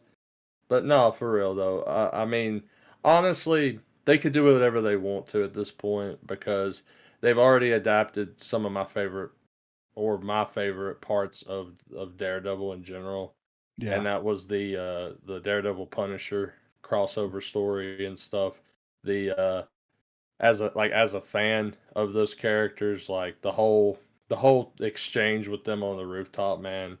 Like Yeah. as a fan, I was like, thank you, Marvel. Thanks for like I like knowing that scene exists in live action and Yeah. And Barenthal, though, you know? oh dude. He's like, you and I with It's the either same. it's either Thomas Jane or Bernthal, man. There can't be another Frank Castle. Yeah, right. Sorry, Dolph Lundgren. They You might belong in the bring 80s. they might bring fucking Thomas Jane back in the multiverse, dude. Well, dude, I always wanted him to come back. I even really loved that little short film they did called Dirty Laundry, Yeah, oh yeah. where it's just Punisher washing his fucking clothes. Yeah. But like he stops those people from mugging that woman. He goes and buys a bottle of whiskey and beats the fucking piss out of those goons, man. Yeah. And then just brandishes a skull shirt, and you're like, fuck yeah, I want more of that for some reason, you know? Yeah, yeah. I completely forgot about this little tidbit. Speaking of the Thomas Jane Punisher, but did you guys ever read or see or realize that the scene where he's fighting Kevin Nash in in that Punisher film, when he stabs him, did you know that's real? No, holy shit, no. That's a real scene, and that is a genuine reaction from Kevin Nash being stabbed in the chest. Didn't fucking wince or break anything. Well, it was a classic prop fuck up. They were supposed to have a faux one that, obviously when he stabs him, it goes in or what have you, No, man. So he got not only stabbed with a knife, but a blunt one too, man. Like the force that you have to stick that in somebody's body, dude. Yeah. And the sheer fucking level of the sheer threshold of pain you've got to have to not even wince at that. Yeah. Oh, he looked at it and he looked at him, and apparently because Thomas Jane felt bad, there's a scene where either he gets punched or he gets thrown or something like that. Jane optioned. He said, "Look, man, since that happened, you can do whatever the fuck you want in this scene to me, dude. If you want to hit me as hard as you fucking can, like eye for an eye, man. Like he felt bad." Yeah. So apparently, the scene where he throws Thomas Jane across the fucking room, that's real too, and they kept it. Like there's two legitimate, real people getting fucked up scenes in that Punisher movie. I need to go back and watch that. Yeah, I yeah. Knew that. And Kevin Nash got a cool story. Almost died on the set of Daredevil one time. Gather round. Right. But yeah, that blew my fucking mind, man. Which I think the Thomas Jane Punisher movie, I think it deserves to be revisited in a way, man. Like, shit. Let's put it in the list. It's been a very long time since I've watched it, but yeah. I remember I enjoyed the fuck out of it though. Like, it was a damn good movie. Yeah. Well, we got a little trailer action here.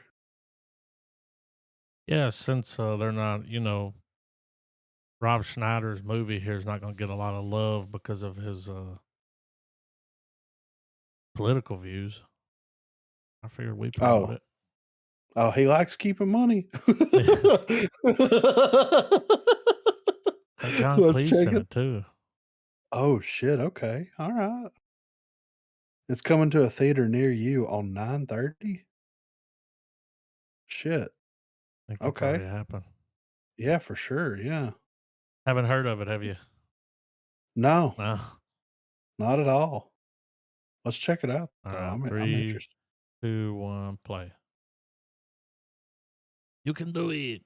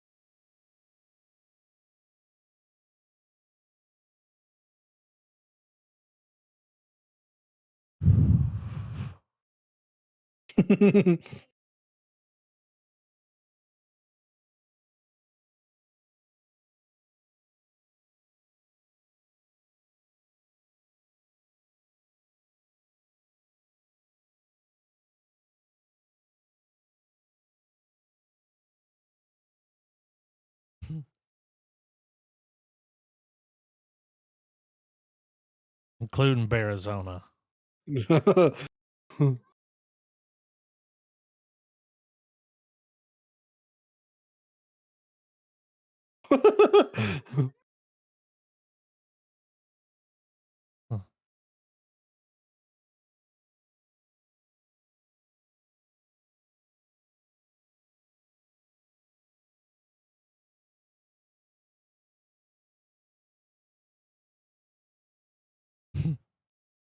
Damn. Oh, rich people.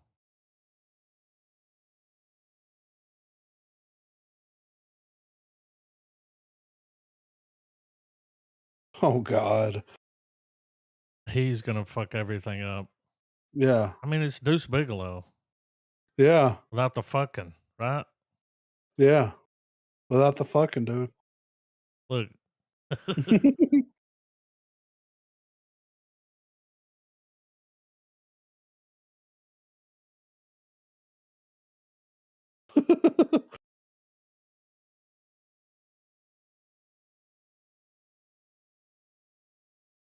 You still got it, man. I mean, it don't look bad, dude. It looks funny. I'd check it out. And I'm gonna subscribe to his YouTube channel. So we finally get a fucking trailer for Creed 3? I'm gonna say this came out of nowhere. I need to watch the other two. I haven't watched them I yet. haven't seen them either. I watched the very first one. Might have to Yeah, there's this. I think it's in the trailer, but there's this whole part where Rocky and the Russian yeah. kind of have a stare down for a second, you know? Yeah. And the Russian goes, "My boy is going to break your boy." And it's Okay. laughable, but it's, you know, but it was still, I will say, wasn't the Rocky movie I was expecting, but it was still a good movie. Michael B. Hell yeah. Jordan plays a good Apollo Creed Jr., you know? Yeah. Hell, let's check it out. This got fucking I say, Jonathan look at the Majors in cast it. here, yeah. Yeah. All right. 3, 2, 1, play. Assassin's Creed 3. I mean, yeah. In the Animus, living other lives. Oh.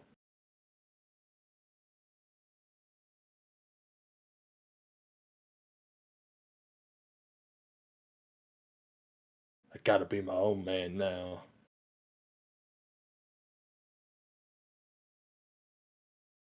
You wanna steal some shit for Wakanda?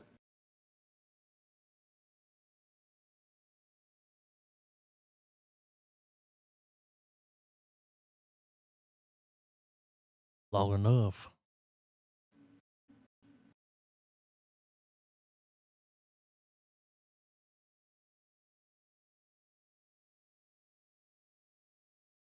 Oh, he's gonna box?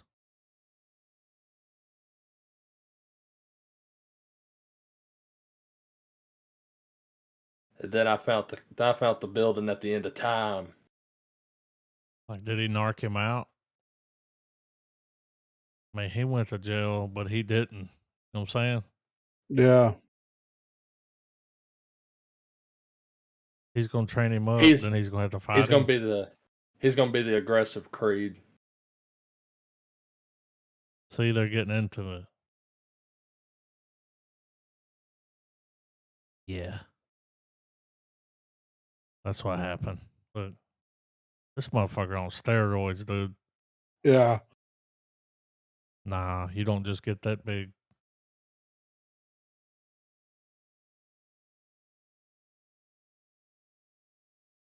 I'm kind of down to watch him in a boxing movie, though. Yeah, right. That's pulling me in.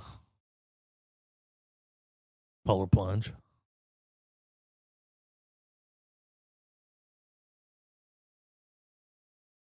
Majors could play Mike Tyson. Yeah. Yeah.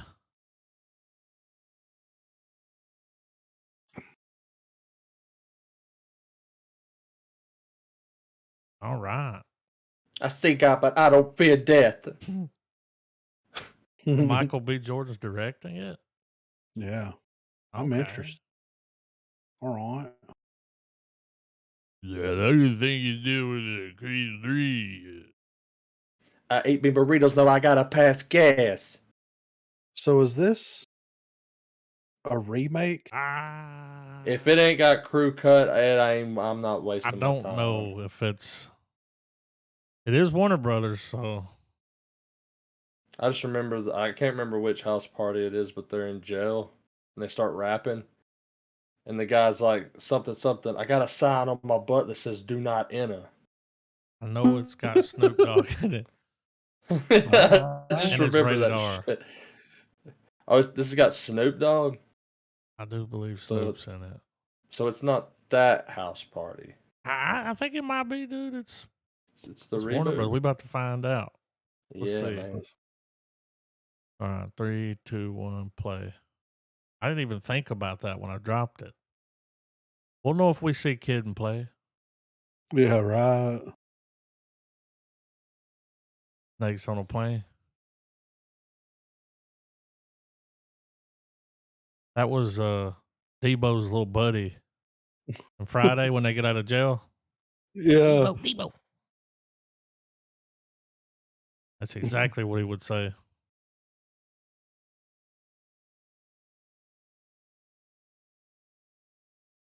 It's got Friday written all over it.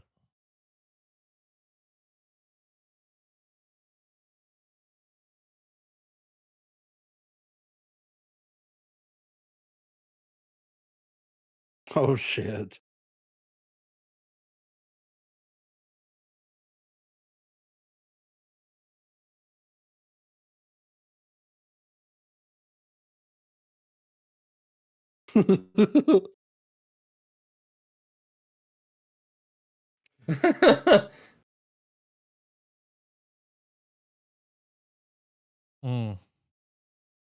What could go wrong, you know? Yeah, right.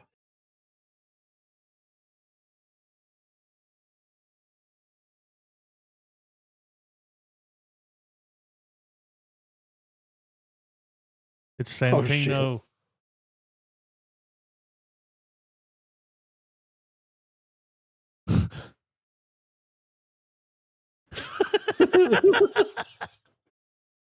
By the way.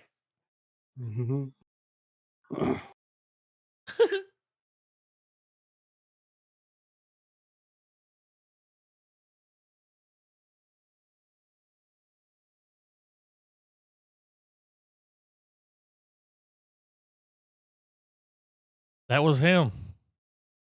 That was Kid and Play. With the bald head with the weird hair. Yeah. It was him. Got Gata in it. It was like a reboot, remake.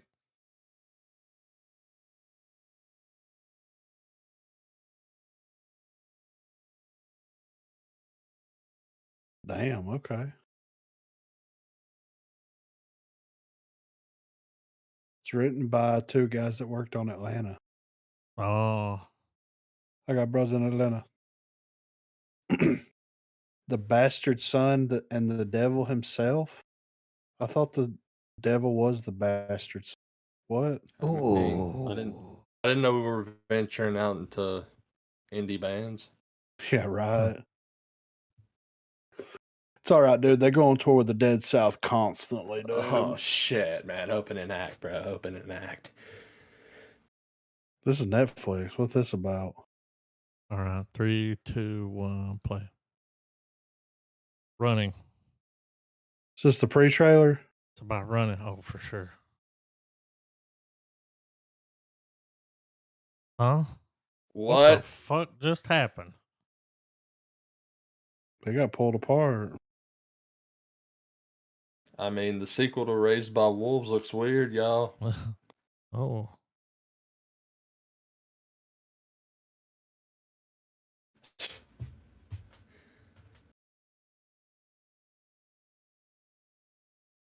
Nothing but ashes.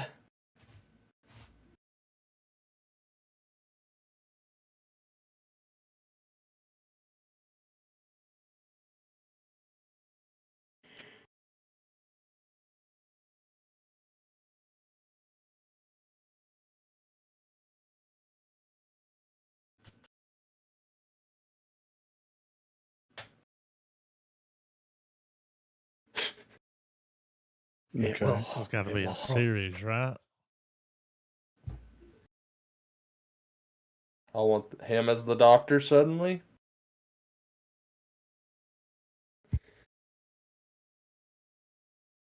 Yeah, it's a series.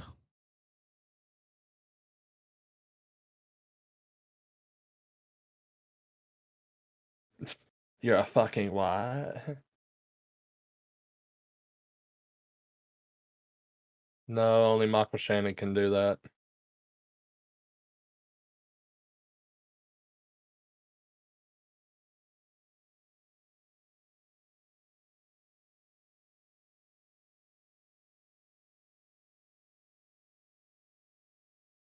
Oh, what? Uh-huh.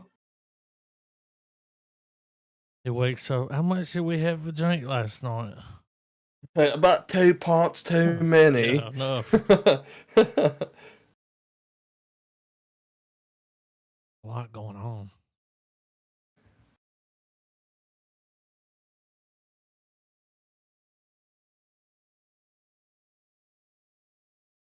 I mean, all right.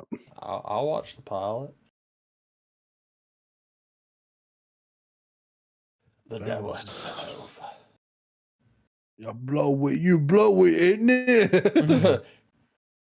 Okay. Rubba dubba dubba. Spirited? I don't know nothing about this. Okay. I noticed it's an Apple TV production. Once again, an honorable mention. Severance is worth the checkout. Comments are disabled. They always do that. They don't like. Oh, Apple does? Yeah. Like it out of respect for fucking No jobs. comments. Yeah, no You bloody cunts. You can't have all your apples. All right, 3, 2, 1, play. Guessing it's a Christmas movie. Or the sequel to Sin City we didn't know we needed.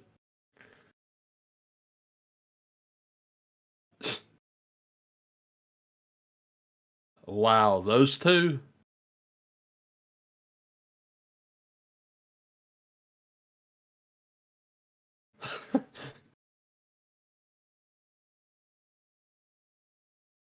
Let's go. Oh, shit.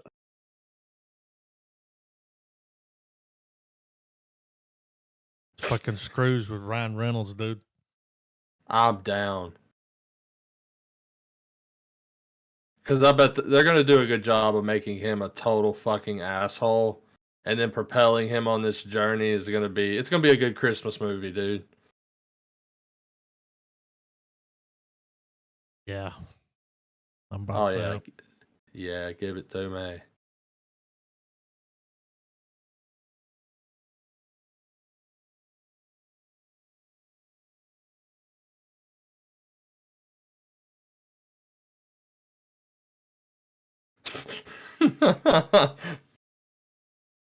All right. Yeah, man. Yeah. That looks pretty good. I think that'll be our Werewolf by Night of the holiday season, I think. Shit, I hope so.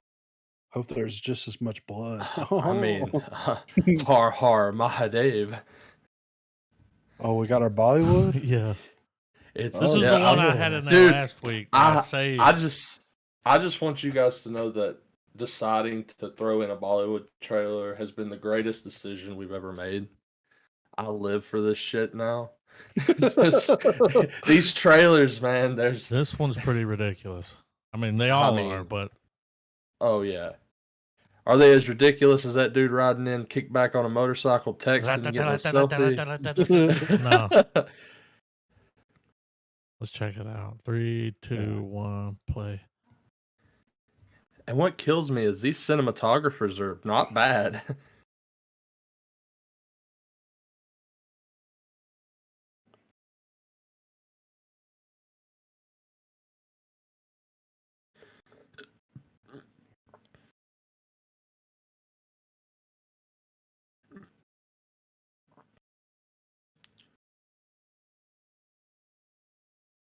Look at this mustache. Holy shit.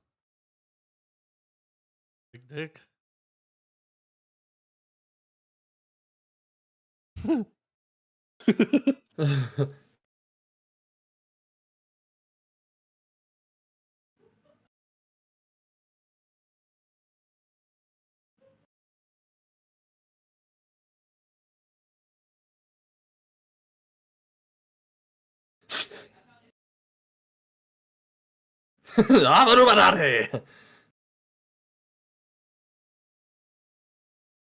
The pageantry. Right. Goddamn puts Alabama to shame. This dude is long-winded. Yeah. He just kept going.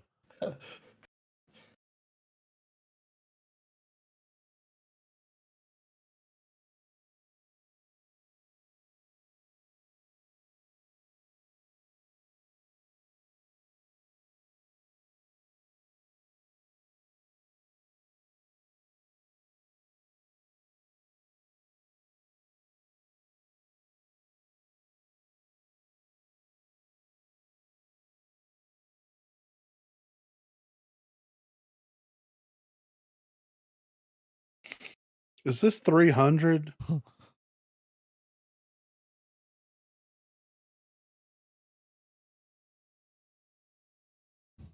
It is 300.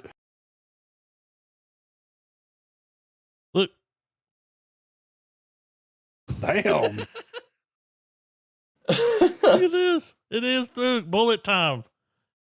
It's 300. There's always that dude leaping to do a downward slash with the sword.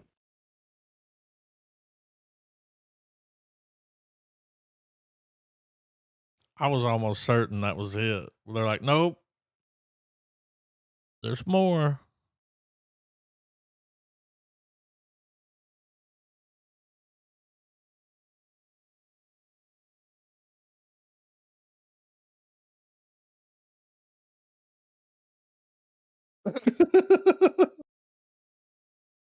Oh, and it ain't even come out yet. This is like new. We gotta check. Have y'all ever seen this movie? Head of the Family? Have y'all ever heard of it or seen it? This was something I stumbled across and was like, oh, what? I don't think so, but I've seen a lot of shit, so. But probably Have you ever seen that thing sitting in that chair? I mean, it looks. I feel like I've seen something make reference to it. Yeah, possibly that. Anyway, yeah, let's watch this. I'm intrigued. All right, 3, 2, 1, play. Upset the head and you're dead. This is 96, so this is prime over the top. Oh, this is coming off the heels of Dead Alive and shit. The picture of that fucking head doesn't do it justice. Wait till you see it in the thing. I'd never heard of this. I'm podlocked already for it. If y'all I was like, it's Halloween. In a town full of secrets.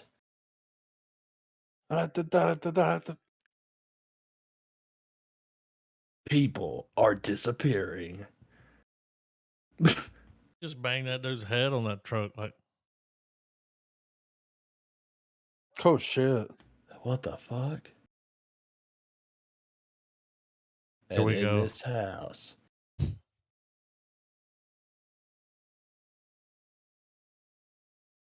Oh, shit. Yeah.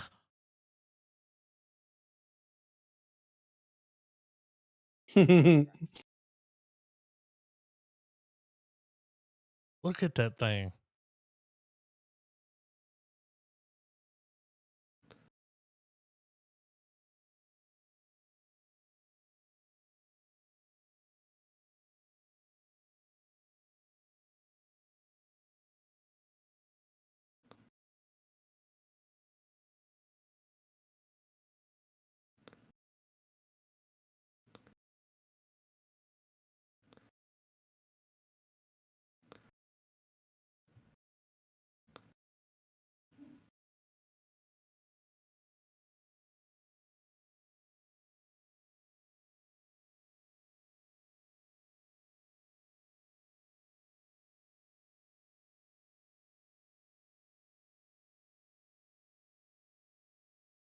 Okay. I want to watch this.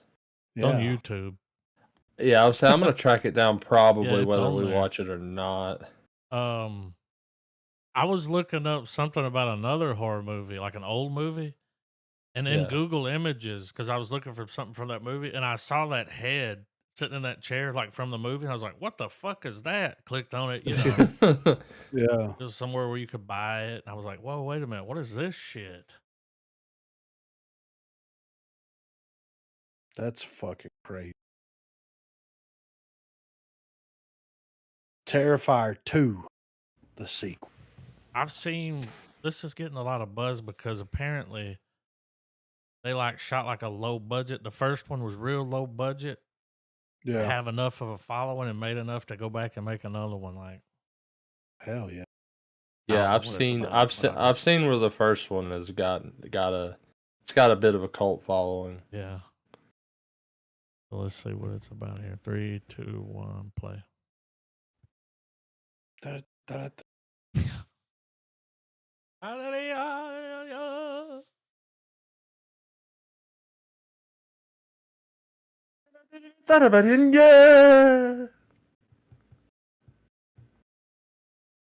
Yeah, he's out there.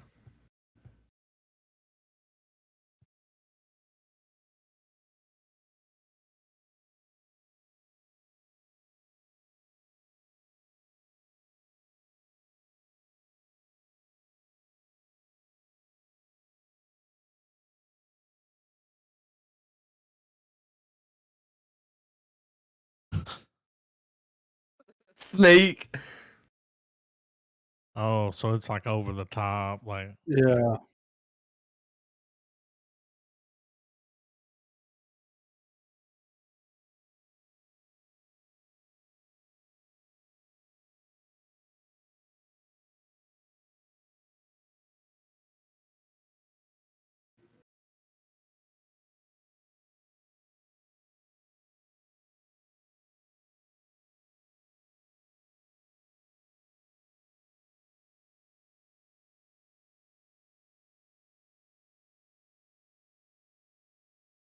I like how they're leaning into that like old slasher Terrifier style. 2, the joke's on you. Damn. Man, there's a lot going on. Yeah.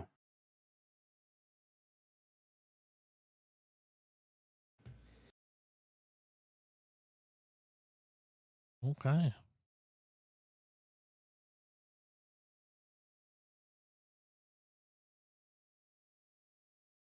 Doctor. Back in loving you. Oh, so it's already dropped. That's cool. Yeah, I might have to peep the first one and see. Yeah, see if it's more worth like. it. Yeah. Halloween ends. I'm excited. That's how we're going to end our Halloween this month. So, I went ahead and watched it. Mm-hmm. Good, bad, ugly. Pre-star. Thanos. That's all I'm going to say. Josh Brolin shows up? No, I'm trying to be as vague as possible, but Thanos. It's like, Llewellyn, what have you got yourself into? Or better yet, I'll steal a quote from your book, Griffin. decisions were made. Okay. Okay. All right. I'm interested to see how all three of us break this movie down, because I feel like I might know where the trajectory will go, but who knows? I don't have a crystal ball. I might have to pull a swap board out then. Well, I feel like we'll definitely be doing some what ifs from it. Yeah. I can definitely see that coming. Well, I did see that David Gordon Green got offered, and I think he accepted as the director for the Exorcist reboot, remake, reimagining, whatever.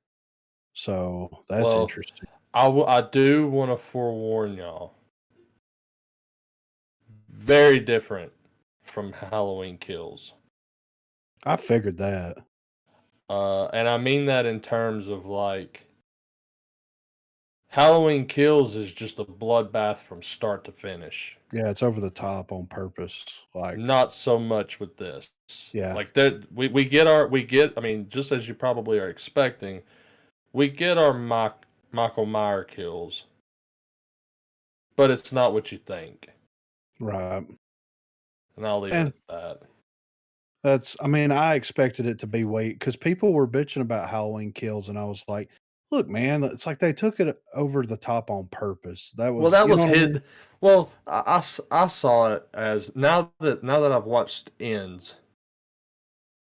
You look at it through this lens, or this is a possible lens that you might want to pull out and look at the film through when you're done.